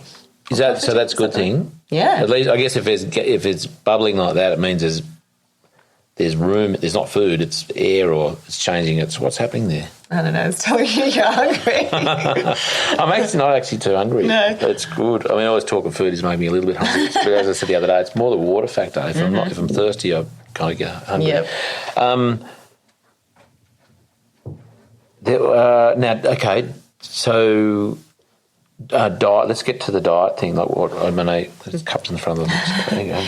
Well, a lot of mine has just been a flow on from Cooper's, and as we touched on before, whether how Cooper might have ended up with his intolerances. There's a bit of a family history there of gluten sensitivity, great aunts and that sort of thing. So it's not just a very recent with the changes in all of the types of wheat and goodness knows, but GMO and all the rest of it, Roundup. But it's there is a little bit of a family history there, and then. Hey, mine's going out in concert. Was that yours? Actually, for a second I thought that was. It sounded like Hamish. It seriously sounded like Hamish was talking. Is it yours? Classic. Well, our autophagy is now working. We're getting rid of the dead cells. What's autophagy? So, it's a big vet word. Yeah, well, it's kind of in the human world more so now. So it's the process, the point, where you get to where your body has the chance to shed all those old cells, repair, and you go into, it's just a name for that timing, I guess.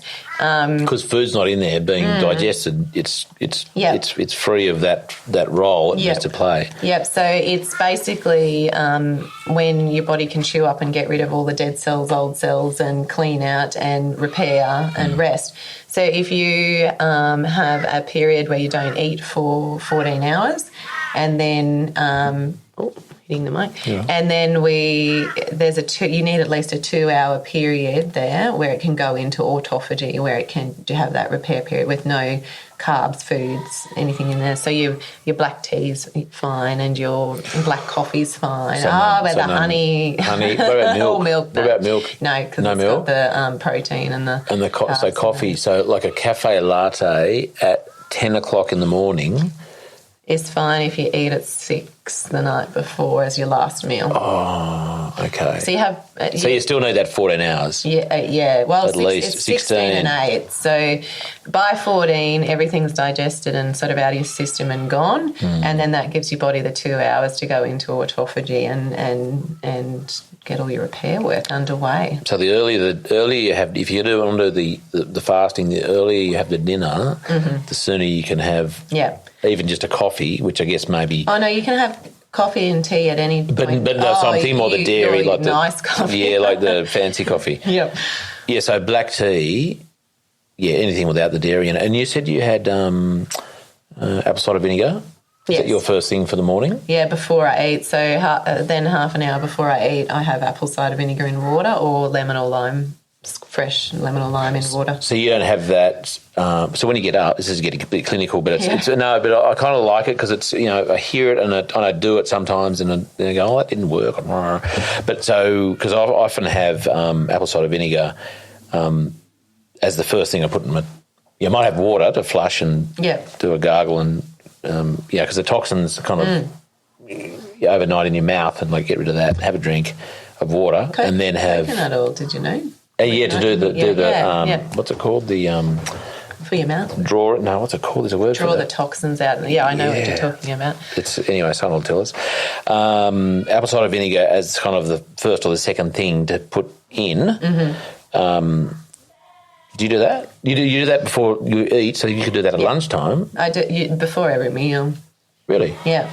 And what does that do? If not, I do lemon or lime juice in water, fresh. Half an hour before you eat? Yeah. And what's that do? So it's stimulating all the acids and the processes basically in your gut that you need ready going to digest your food. And primes it up. Yeah, pretty much. Yeah. It's a stimulatory type thing, but it's also obviously apple cider vinegar's got massive health benefits. And by having it on an empty stomach, your stomach's got free rein to absorb just that. Without being all mushed up and in amongst everything else. So it's absorbed in its pure form and then it just goes, it's in your system and it goes to work. So, and with me having a tendency to, with, very little input that might grow yeast, but to tip toward yeast a lot of the time and end up with dermatitis and various other things, that just helps to keep that all at a level Yeah. that stops me from doing that. Awesome. And we're all different. And that's my body tendency. Don't take this as a doctor. Was it what they say on those shows? This is not medical advice. Consult your doctor. That's right. Yeah. But no, fair call. It is. It works for you. But I mean, again, there's some general principles that absolutely. you know should generally work for most people. Yeah. So a bit of a flush or a bit of a primer with apple cider vinegar, and then. What you don't have dairy, you don't have gluten. Don't have much grain either, it's just so if we're using, if we're cooking pikelets or something, it's almond meal and coconut flour and that sort of thing that we make our stuff up out of. Arrowroot, I've got some of that growing in the garden. Arrowroot? Yeah. There you go. I'm having a complete blank, but cassava. Oh, yeah. So, yeah, it'll be interesting come harvest time because I, don't want to end up with the toxicity stuff from it. But so you've got there's a bit of treatment. Yeah, there's just a process. I've got to do more research yet. Yeah. But it's obviously... Yeah, can you do the research, please? It's well known, obviously, because it's used well. Oh, Cherie, can I do a second episode? And you're like, no. I'm over in cassava, unprocessed. So that you can make like a flour out of that, can you? Yeah. Oh, okay, cool. Yeah. But no, so there's lots of different options. But these days, when Cooper was little, it was a bit more challenging. But in the last few years, there's so many different alternatives. And we have a lot of nut-based type stuff, I guess, not legume nut, as in peanut. Legumes, I've got to make sure they're soaked and that sort of thing for me because can be inflammatory for me. If they're not soaked, or by soaking them and starting that sprouting process, that sort of negates that. Beans, the same, being a legume. But yeah, we just stick to a lot of vegetables because I can't have high sugar content, and none of us should, especially anyone with any sort of inflammatory type disease, diabetes, any sort of autoimmune stuff, right through to, all the massive links that research is now showing with Alzheimer's and, there's such a massive scale of diseases that are linked to sugar being one of the massive ones, but also preservatives, massive carbohydrate. So we just try and eat lots of veggies. We don't buy potatoes anymore. It's all sweet potatoes and grow pumpkins and zucchini and whatever we can grow in the garden, lots of greens. And just trying to keep it a bit balanced. And we're a bit hit and miss, but we just make sure that every time the opportunity arises, not only are we just eating healthy, but we're actually feeding our body with that nutrition. So just making sure I've got a herb garden going out there. So we, we chuck in a bit of rosemary and oregano and whatever we can grab from out there is going in as well with all of the herbal stuff and, like I said, the veggie bake that I cooked the other night for you guys. I'm like, awesome. Did you realise you just had a whole heap of turmeric? Turmeric, yeah, that was awesome. All through it all, yeah. And you've even got the, I'm going to get it wrong again, it's not Bam Bam, it's Gumby Gumby. Gumby Gumby, Gumby Gumby, that's a native. Yep. And that's got medicinal kind of stuff going on too. Yeah, so That's massive cool. medicinal properties that... our Indigenous people have used for ever and a day. Wow. So I just want to think, anything else with the food thing? So sort of some basic principles there. What about, so no carbs? Well, not no carbs, but like sort of not the nasty carbs, the gluten. And just I think the easiest rule is just make it from real foods. And even when I'm really time poor, we just grab whatever we can out of the garden and out of the fridge, and you just chuck a bunch of veggies in the oven, or our quick go-to is just sweet potato mash and steamed veggies with whatever meat will defrost fast enough we don't own a microwave, so it's just however we can get it done. if Mum was disorganised with food, which is the case. We have had some delicious scraps for the last few nights. I've got to say, it's been so good. Let's go to out there in the paddock. You know, we had a bit of a tour this morning, and you know, just maybe give us a bit of a. Oh no, hang on. Oh, there's before we go out there, I want to just make sure we're covering your kind of regenerative journey. So the fetal position of the bathroom, that was a bit of a turning point. Yeah. Improved diet, improved kind of maybe some lifestyle choices and work environment and kind of meditation, which was via one of your podcasts, believe it or not. That's lovely. Fantastic. Thank you, Nico Plowman. Yeah, and Sarah Wilson, actually, because it was her, I think, podcast, because I don't listen to them in order. I'm How rude. Yeah. There is no order. No. And she'd mentioned that, and I think she went to Nico Plowman. Is that the case? I think she did. It was either Tim Brown or Nico, but they sort of met in the same group, yeah. Yeah, and then I listened to Nico Plowman's one, and then I went online and just found as much information as I could and found a lovely lady, Natalie Martineau, who has the most amazing laugh I have ever come across. That's what I was met with when I stepped out of the car. And found her based at the Gold Coast, and sort of Byron Bay splits herself between the two. And so contacted her and headed down, I think it was right when I maybe sold out of the vet clinic, or no, it must have been soon after my brother died. And so headed down there, and she's a single mum as well, and I had Cooper with me, and because being a single mum, so she taught Cooper for nothing as well, which was amazing. So spent a few hours each day for 3 days with her, going through all the rituals and the ceremony, and her teaching me Vedic meditation. And I decided that I needed to do it one-on-one, because I wouldn't have the same opportunity to be able to just drop back in for the refresher courses. But she touches base with you regularly soon after, and I was really, really brilliant with it. And what's it, autophagy? Yes, I'm autosophizing right now.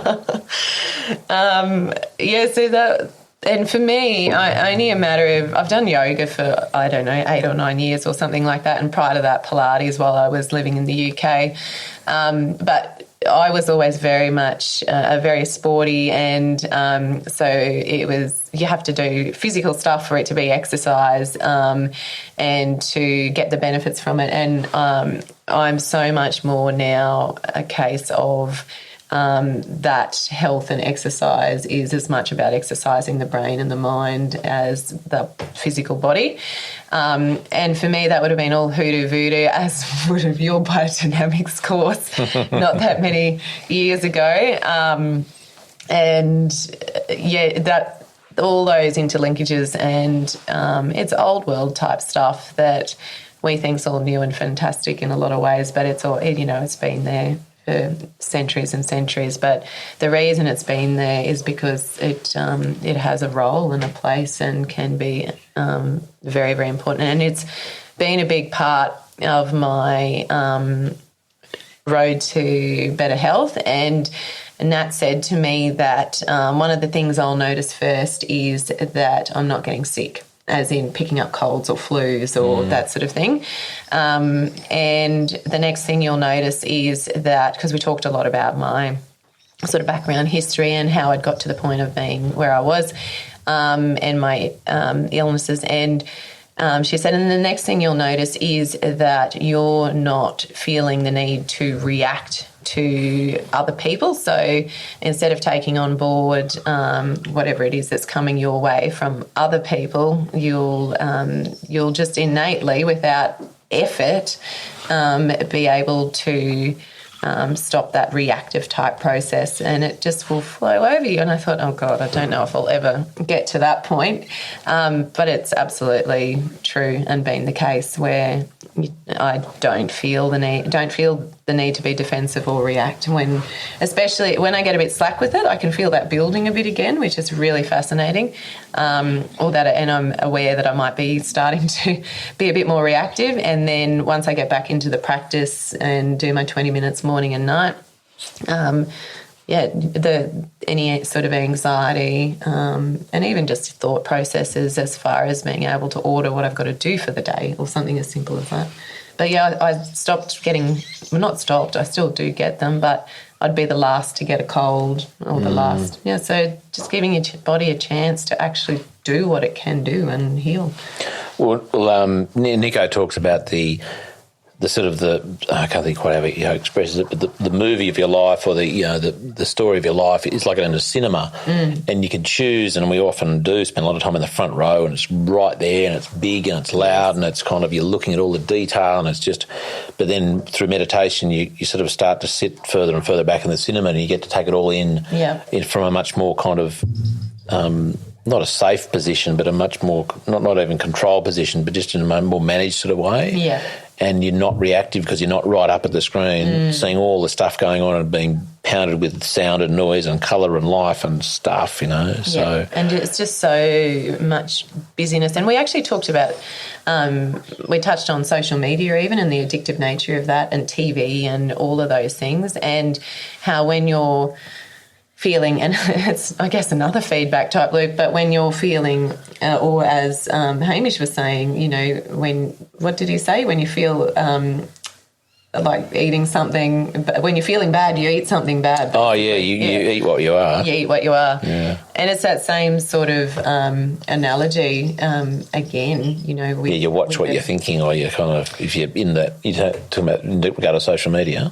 Yeah, so with that social media, once you start on it, or anything, TV, is that addictive type nature of how it's all been programmed these days. And Nat was explaining to me about, with that scrolling and then how that draws you in, and then it becomes an addictive type thing, and then you feel discontent because everyone else's lives look amazing, or you feel discontent because someone's got traumas going on that they're airing all over social media. So no matter which way you look at it, and it does have many amazing the purposes to it, but it again, it comes down to personality type and that too, as to how the different personality types react to that kind of stimulus and what's going on.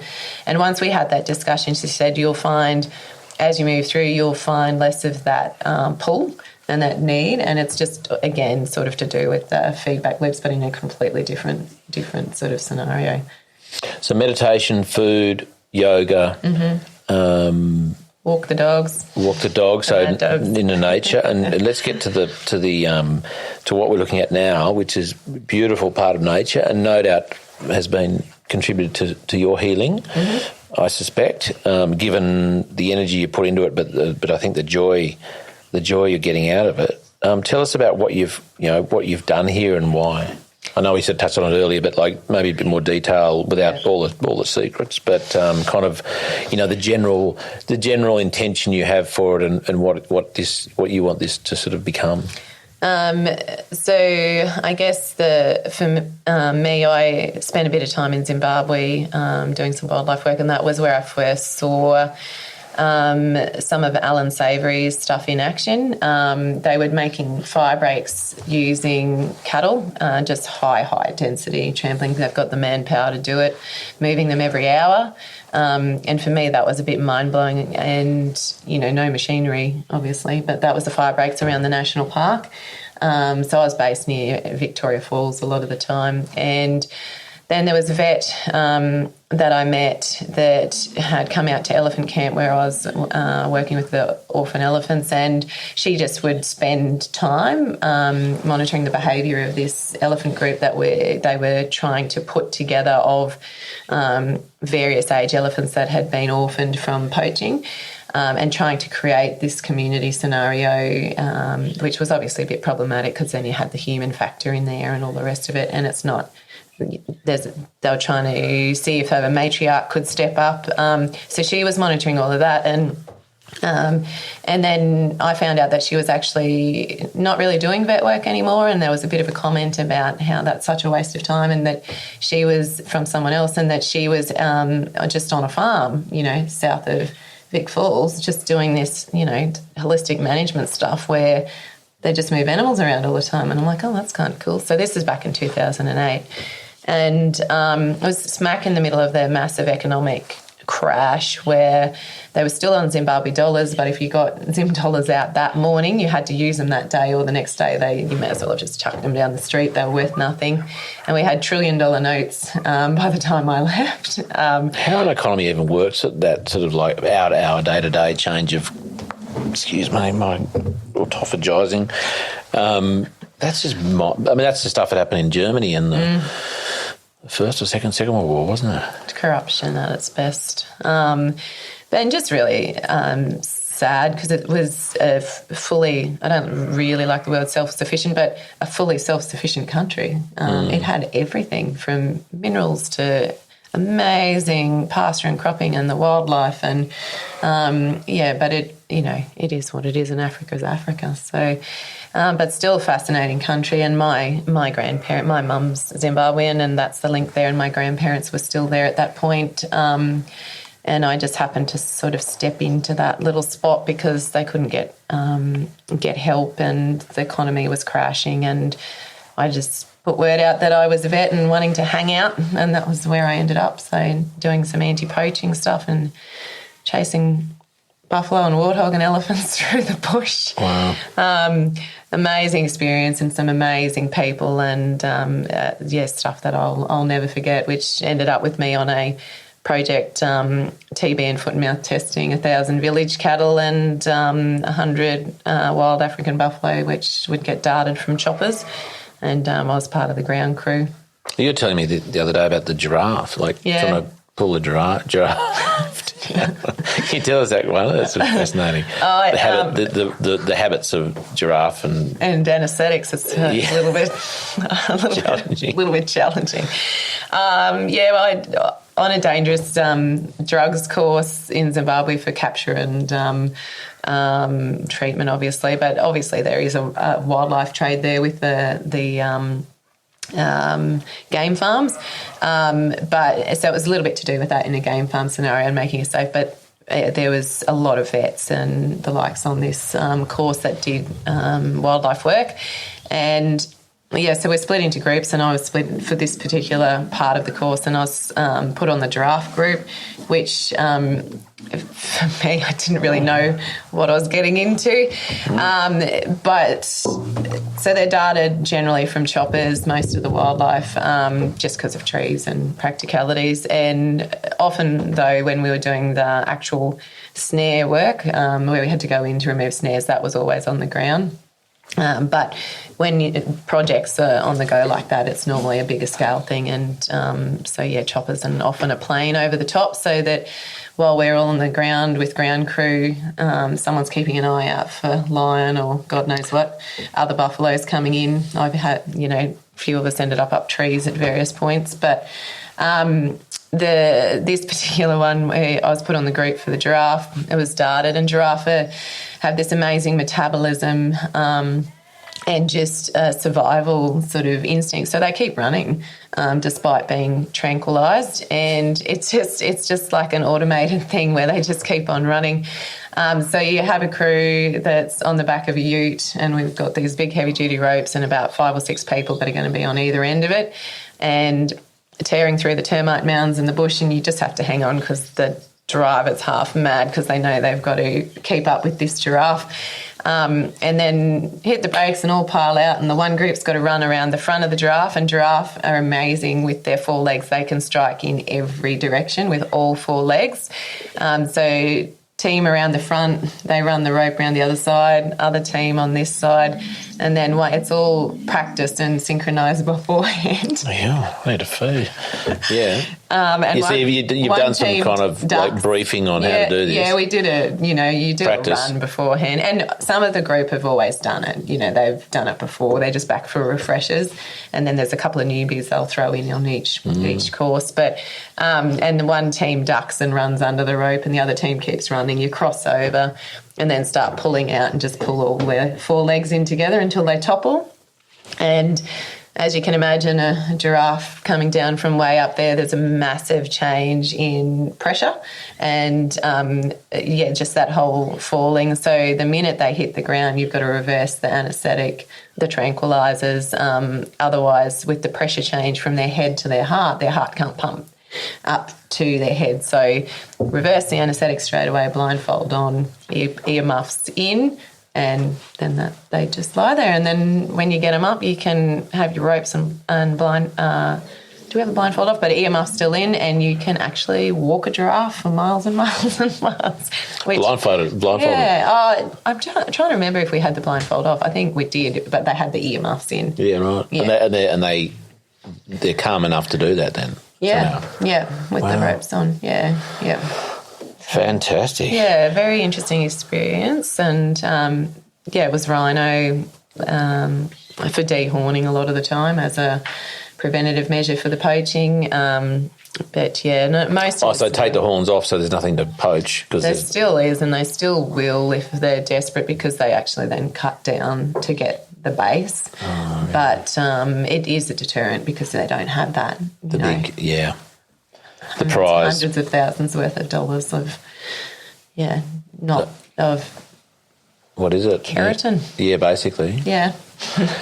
So that was that the when you heard about this lady and her moving animals around, and that was kind of the first part of your grazing differently and using animals as a tool? Is that where that's going? Yeah, and so this vet that had been working on the farm with that was quite a big operation by the sounds of it, with using all the holistic management techniques of Alan Savory's. I think Alan, it must have been one of his original places he must have had a hand in.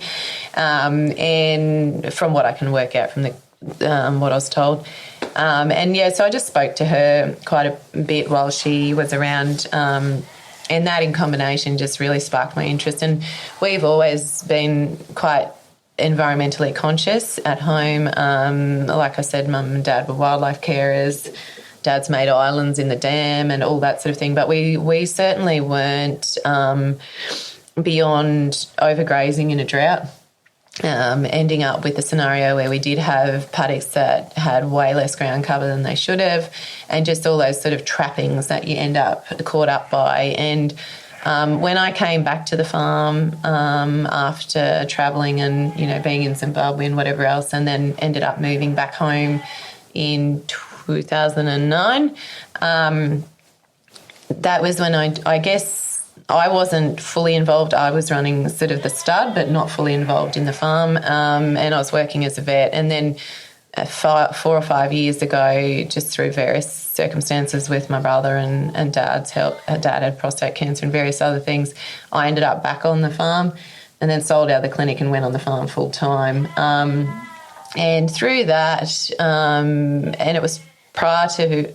That was a little bit of my decision to sell out of the clinic as well, because I'd already started down that regen pathway. I was involved in a trial with Fitzroy Basin Association with multi-species pasture and biofertiliser through Regen Ag.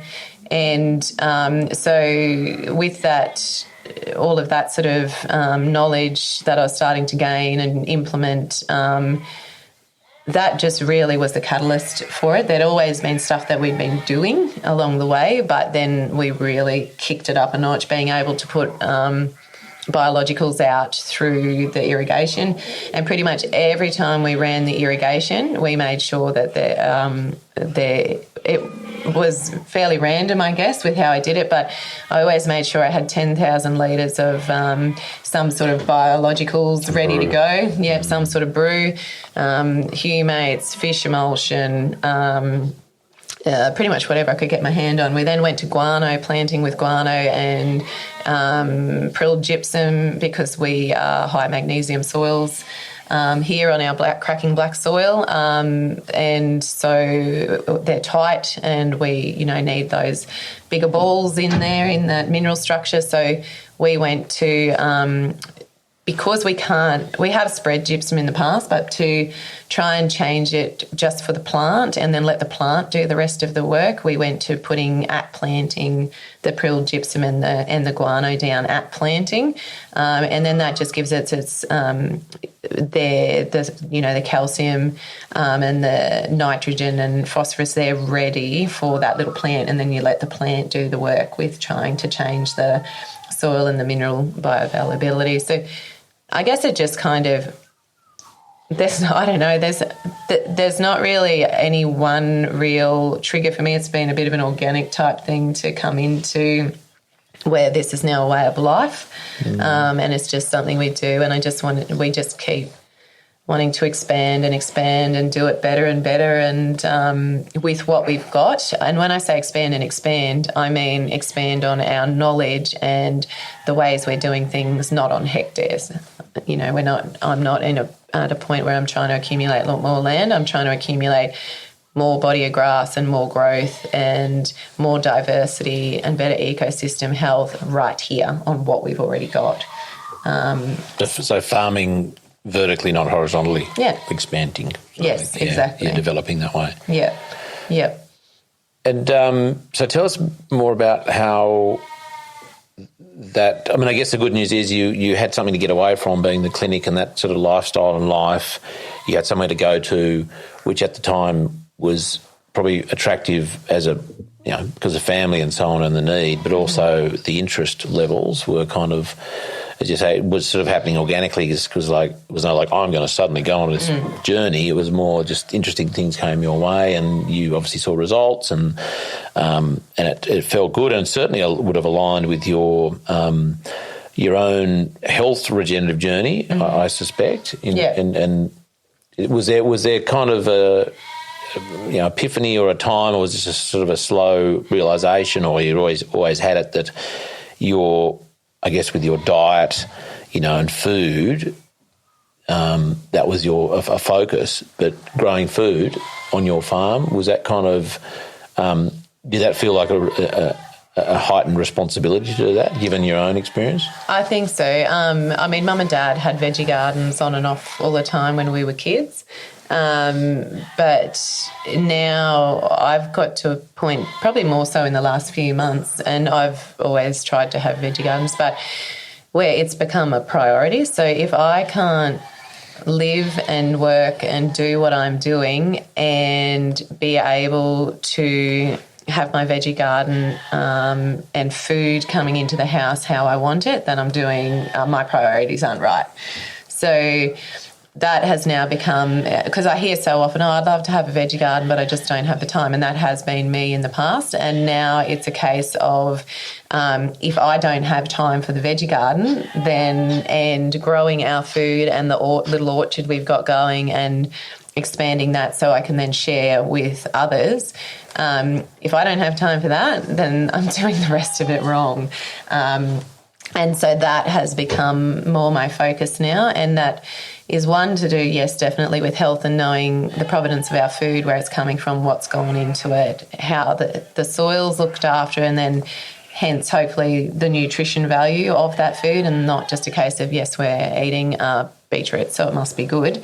We actually know it is good because it's mineral dense and it's not full of chemicals, and it's actually full of being grown in an environment where there's good microbes and all that biology, and that's all been feeding those fruit and vegetables that and I'm certainly not at a point yet where I know that's the case. I've got trees, lots of young stuff obviously here that we can see, and like our poor little lemon tree over there that's absolutely loaded but looking a little bit yellow and deficient. So it's just... But it's near another citrus. That's really healthy, yeah. It's really healthy. Yeah. So, but that one didn't... And I don't quite know what's going on yet, but I literally had a grass paddock that I dropped wood chip in rows on and horse manure and straw and then chucked trees in just to get stuff in and going. And I just thought I'll deal with the rest as I go. And so now I've got biodynamic prepped and I'm super excited. It'll be amazing. Just on that one, and you mentioned it before, like a few years ago you would I don't know, I can't remember what you said, you know, you may not have been as kind of embracing of biodynamics a couple of years ago. How do you reconcile your, I guess, pretty science-based background, vet, pharmacological kind of stuff, probably pretty objective measurement, observation, yada yada, with what you've now heard in the last couple of days? Yeah, and which is probably not all new to you because you're doing probably some spooky wawas before. But like, how does that sit to you as a human with that background? Yeah, very much. I guess in some ways a traditional science background, and where we always know that through research, you know, in science, that there will always be changes and new discoveries and all. And I was always very aware of that just because it's written as this now doesn't mean that it's going to change, but that's just the nature of science. And I guess we compartmentalise everything because it's easier to try and understand it like that. And Hamish talked about that a lot, about things being in parts and when you don't look at the whole, and because it's easier. And you do a bit of, you know, you do your biology here and your chemistry here, but you don't really blend them in together, and that's very much the case. We do blend them in vet, but because you'll have an animal present that's got an issue and you've got to work through all of those possibilities to try and come up with a diagnosis. And I often would say to clients that unfortunately the animals don't read the textbooks, because we'd get to a point where I'm like, oh, there's more than one thing going on, so this is where it gets complicated. But it just... having that science background, which can be fairly polarising, I guess, at times when it comes to the spiritual type world, especially if you don't have a real religious or spiritual type background or upbringing. And I was brought up, my mum is quite Christian, my dad, I guess, is an atheist, and I just kind of fell somewhere in the middle. And I guess it stems a little bit from that, but with many streams of science that's so factual like vet or medicine, it is then a little bit of a leap, I guess, of faith to then start taking on the lunar cycles and more the energy. And I guess I've come to appreciate, and what's helped me appreciate energy in the last probably 4 or 5 years, to a much greater degree, and through appreciating all sorts of energy and all the stuff you can't see, because I'm a tangible, hands-on person, and if I can see it, I know it's real. If I can touch it, I love prac work because I can feel it, see it, touch it. But now I'm far more open to, and it's just all part of everybody's individual journey, and that's different for everyone. And I'm far more open to that now. So, this last weekend, that was the right time for me. And one of the other fellas on the course said the same thing. It's the right time for him too. And he's gone similar sort of timing to me with all the regenerative. We've been seeing the changes in the landscape. We know what we're putting in as far as biological inputs or natural sequence farming banks or leaky, whatever it is that we might be doing.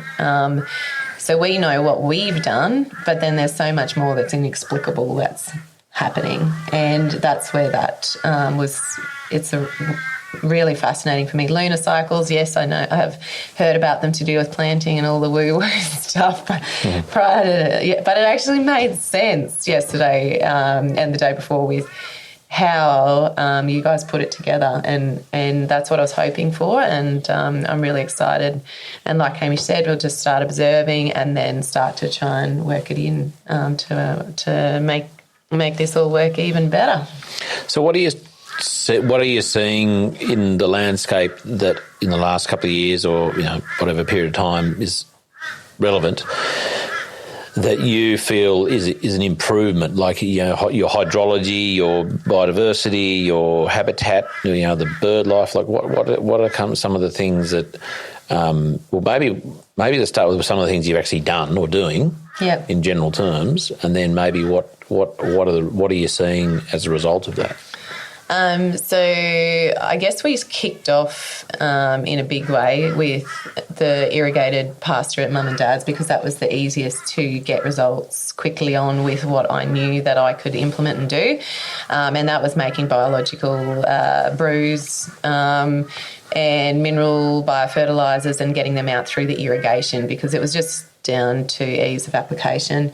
I've done various different sort of makes and models of that, whether they be native microbes or paunch or poo or whatever it is we can get our hands on to get nutrients and minerals back into the soil and feed all our microbes and let them and the plants and the root systems do the work.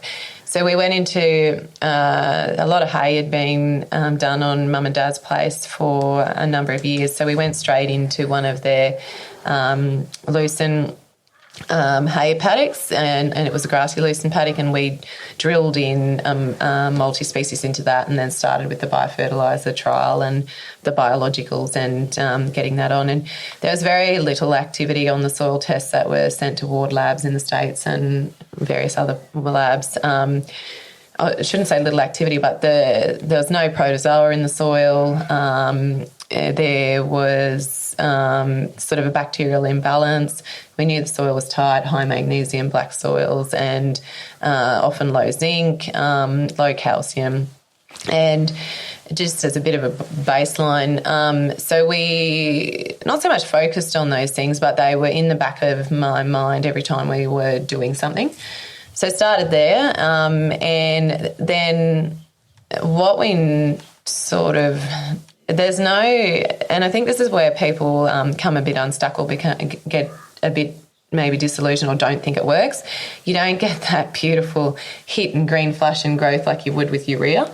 And we didn't go cold turkey, and we'd been told not to. We slowly decreased the urea and decreased our inputs for those winter oat type crops, and got back to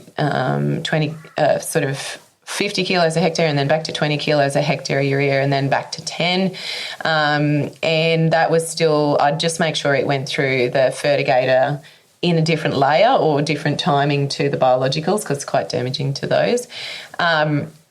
And had other mitigating factor things in there like humates to try and buffer it. And so it was understanding how we could go about it, and it can get quite complicated when you head down those sorts of tracks where you're looking at all the soil tests, and it doesn't have to be that complex to get a result. So we can all get a result with fairly simple things, and that's been very evident by doing your course over the weekend, and what Hamish has set me up with this morning before he left, which is great after driving around the paddock, to just get going with it, simple, inexpensive, and have quite a big impact, but not be expecting that massive, bright green, beautiful flush of urea. Yeah. It's an organic thing, and it can be things like the leaf widening. So you're getting more dry matter content if you're doing your feed squares and measuring your dry matter content, and it's the weight then, because the leaf's heavier and thicker and juicier and got higher bricks reading and sugars, and it's wider, but it looks no different in the paddock to the naked eye, essentially. Looking down, that was one of the biggest things, to not look across the paddock, look down, so that you're seeing what your ground cover actually is. That's a massive one, because it looks like we got fantastic grass, but you've got massive gaps in between it all, in various spots. And just little tips and tricks like that made it really sink in and made it easy to monitor the progress. got to a point where you have to wear glasses everywhere you're going because the insects are phenomenal. That for me was good indicator. Yeah, and seeing ladybugs and bees in the multi-species, but it's now happening in just the permanent grass pastures that have got legumes and other stuff that we're trying to diversify into them. And mustering finches unintentionally when you're mustering, and you end up mustering these mobs of finches. That's clever. Yeah, it's just all those little indicators. And this morning, when we went for the drive around the dam, I was, telling you fairly excitedly how I only planted that pyrograss 12 months ago, and now I've got wood ducks, and we had a black swan, and we had magpie geese and a big mob of ibis down on the paddock, which I hadn't seen before. So that to me, no, not here. At Mum and Dad's, yeah, but not here. And they tend to like that more open. Like we get them at home when their country's been opened up a bit. They like it bare, so they can pick at the worms or whatever else, stick their beaks in the ground, literally. They were in the wattle though, which was interesting. There's wattle there, yeah. So I'm not sure what they're picking up, but yeah, and this place had like I said, it was a Parthenium and Indian cooch block when I bought it. A lot of black wattle. We did on this top country, and a lot of flood flat. We did on this top country take out and thin quite a lot of the black wattle just to try for the logistics of trying to get equipment through it. We cropped it with Dolichos, and what else did we do? We did a rotational crop for 2 years anyway, barley, and just to try and get the soil sort of firing again and moving. Just like a pasture cropping, you just whacked it into what was there. Yeah. Oh no, we actually, the one paddock we ploughed because it was just such so dense with sort of gidgee burr and Indian cooch, and it was just the succession. I was impatient. The succession was going to take, and also not as aware then, I guess, of. So that was 9 years ago of what I am now, and the methods available to be able to turn that around.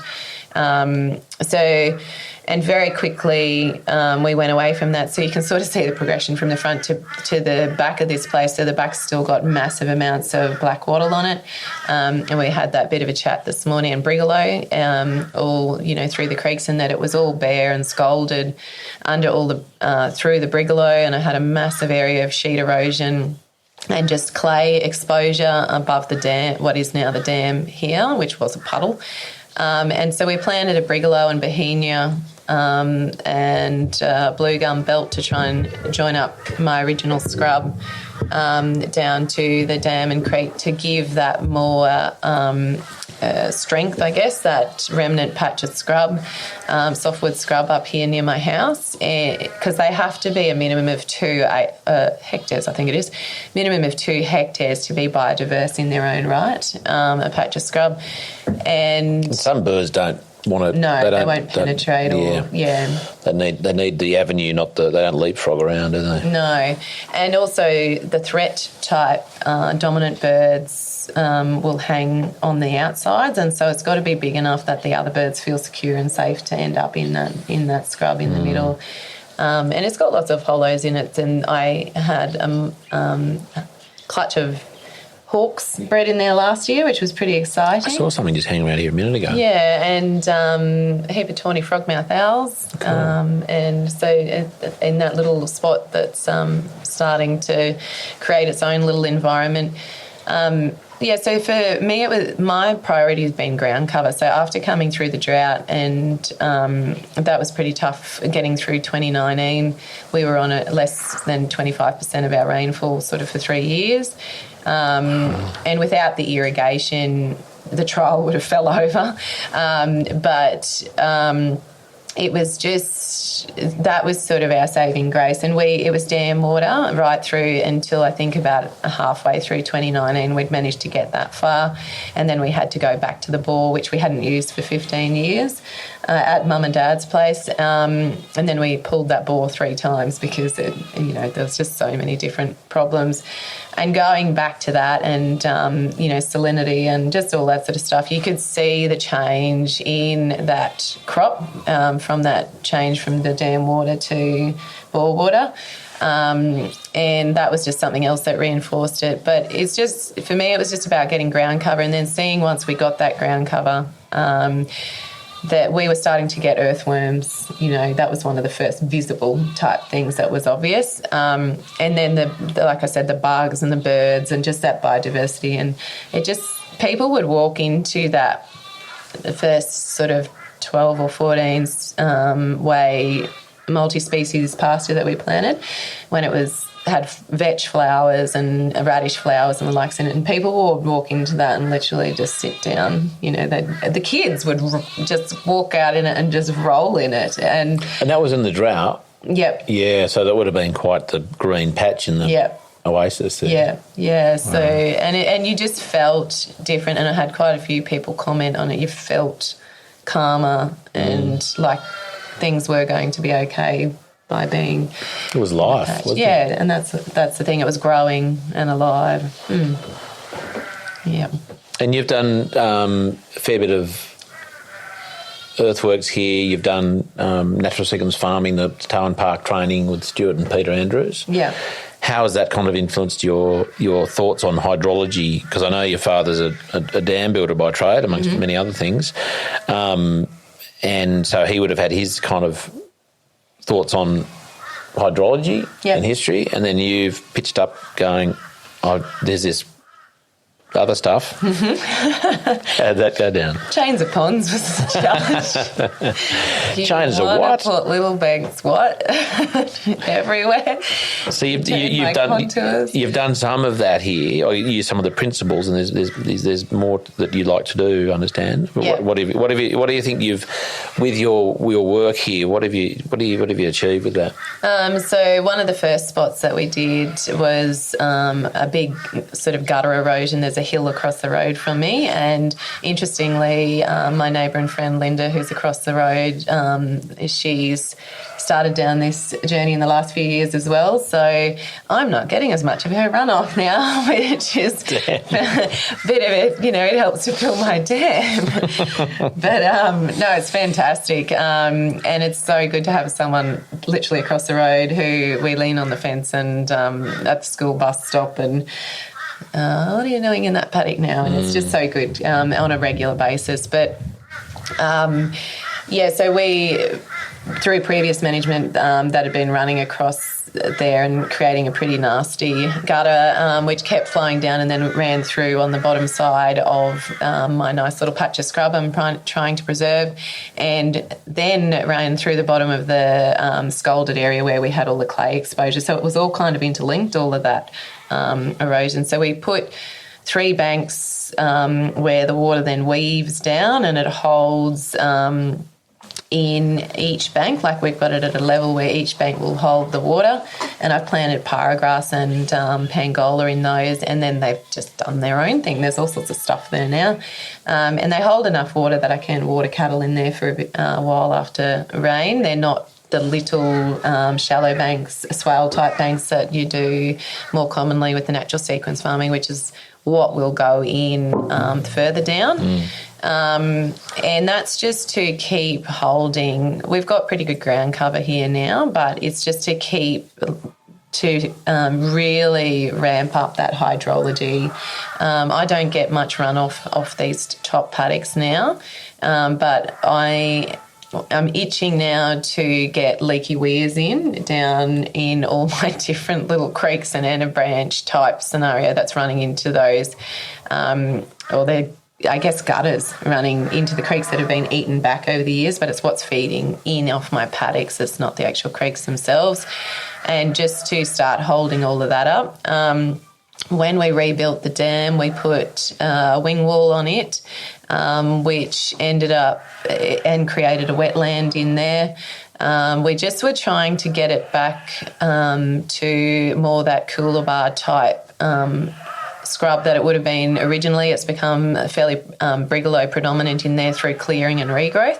And so that's allowing it to now do its own thing. And you could see there today that's sort of changing over. There's a big heap of cooler bars coming up on the sides, and the brigalows have thinned out a bit there where they've got wet feet, which was the intention. And heaps of different diversity is just, I've put paragrass and the likes in there, but to get ground cover and stop that erosion, but everything else is just coming of its own accord now. So as Hamish says, give it the, and you guys say, give it the, enable it. Yeah. Yeah. Give it some love. Give it the opportunity to let it come. So I guess basically where you've created a wetland there, I mean, there would have been a series of wetlands all through this system, wouldn't there? Once upon a time.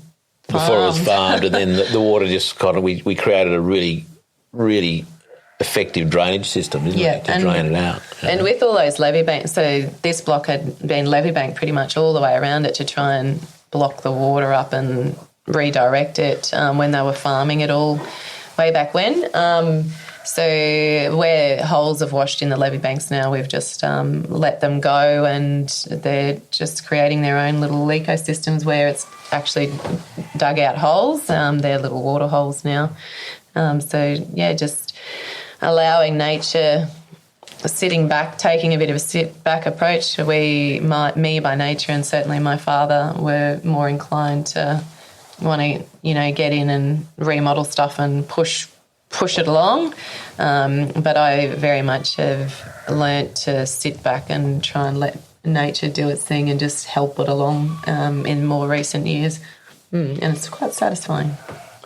Is what's the sort of, you had some of the guys at the Central Queensland Landscape Alliance at the course yesterday. Do you want to give them a plug and kind of talk about, I mean, there was a great mob there over the weekend, and a few are sort of not far from here, a few further afield, but there's you've got, building a reasonably diverse community of people here. Yeah, it's quite exciting at the moment. I think we're the industry at a whole is at a tipping point, which is exciting. So Dale, who's the chair of CQLA, Central Queensland Landscape Alliance, he's said the same thing. Sort of when they moved into this district, he felt like a bit of an alien and quite isolated with what he was doing, and letting stuff flower. He's got a road that splits his property, so everyone drives through his property and observes everything he's doing. Did you see what Dale's done? Yeah, he's let all those white flowers go to seed that bloody parthenium, and meanwhile it was turnip. He'd planted radishes. Someone reports him to the weedies. He did. He got reported, and it was radishes. No, classic. That'll learn him. Yeah, so it's quite amusing. But so all of this weird stuff that we're doing, and I'm not alone. There's other friends of mine and that around the valley, but we all slowly.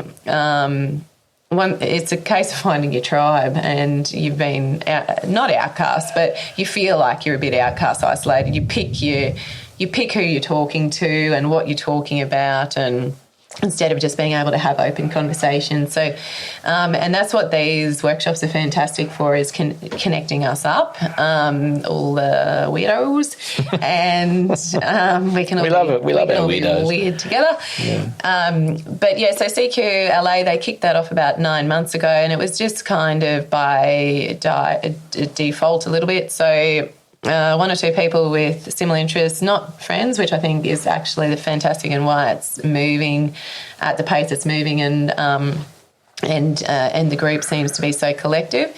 So basically they're a group that's enabling locally here to me, sort of focusing on Central Queensland, but there's no limitation to that. But they're just enabling and bringing together speakers, workshops, working with the hosts, trying to get some funding to make them a bit cheaper where they can, and they're enablers for sharing of information, and whether that be by bringing up speakers or presenters or field days or workshops. So that's the purpose of the group.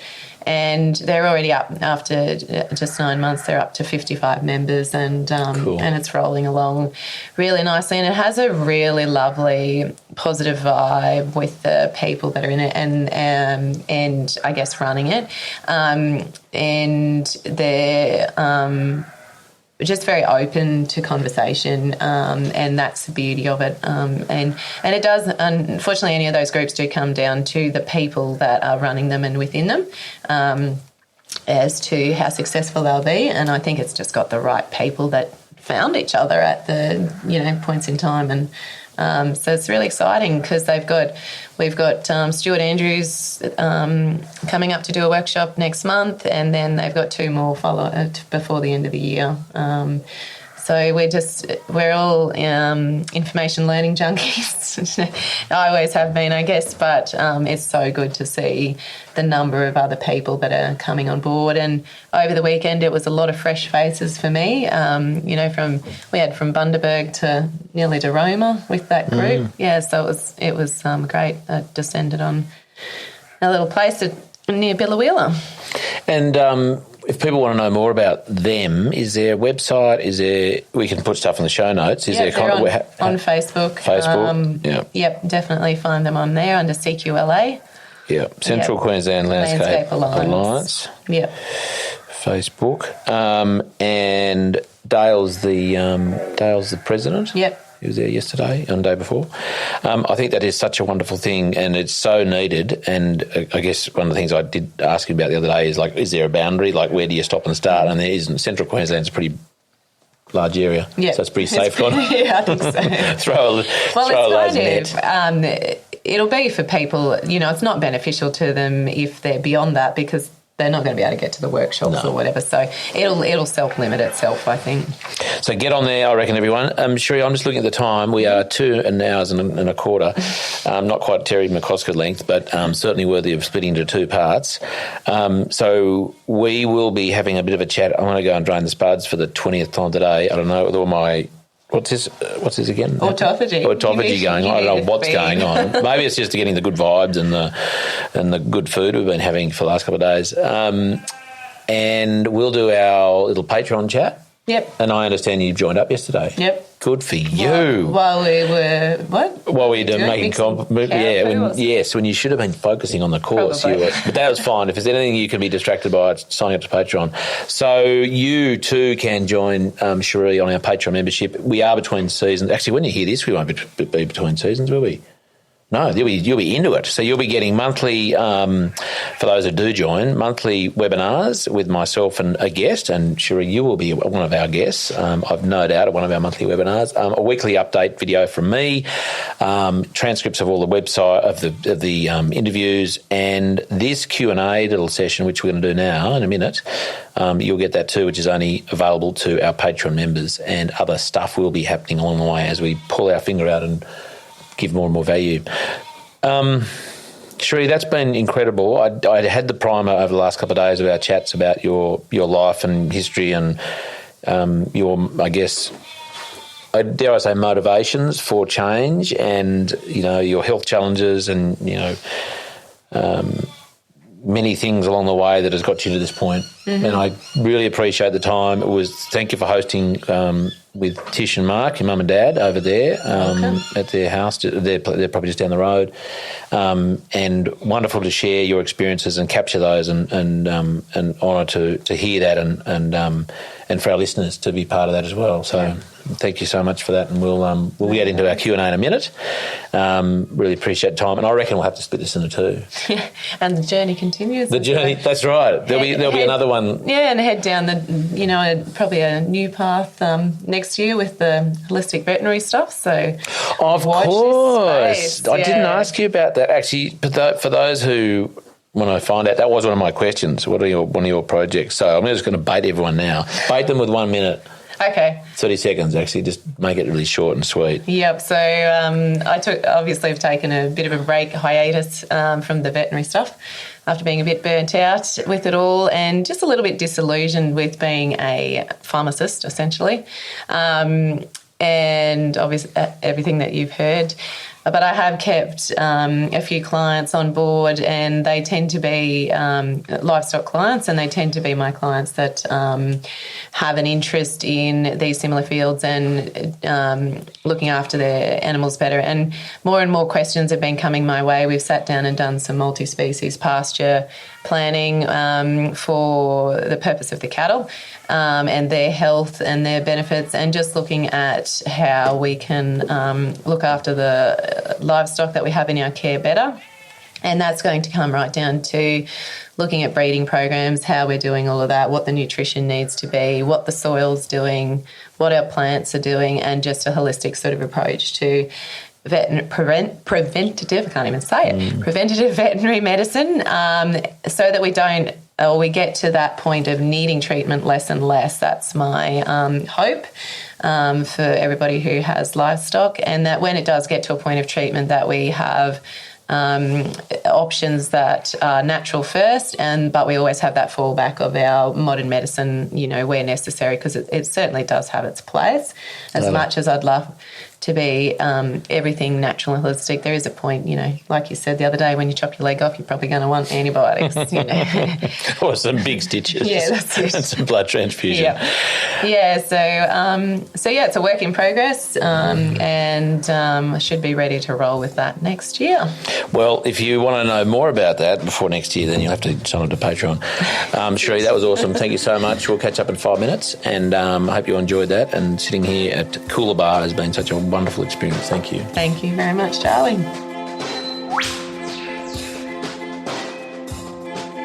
And next week on the Regenerative Journey, I speak with Walter Yaner. He is a ex-CSIRO scientist, well known in the field of carbon sequestration, methane, biology, pretty much anything that's got science attached to it. He knows so much about. Started at a young age.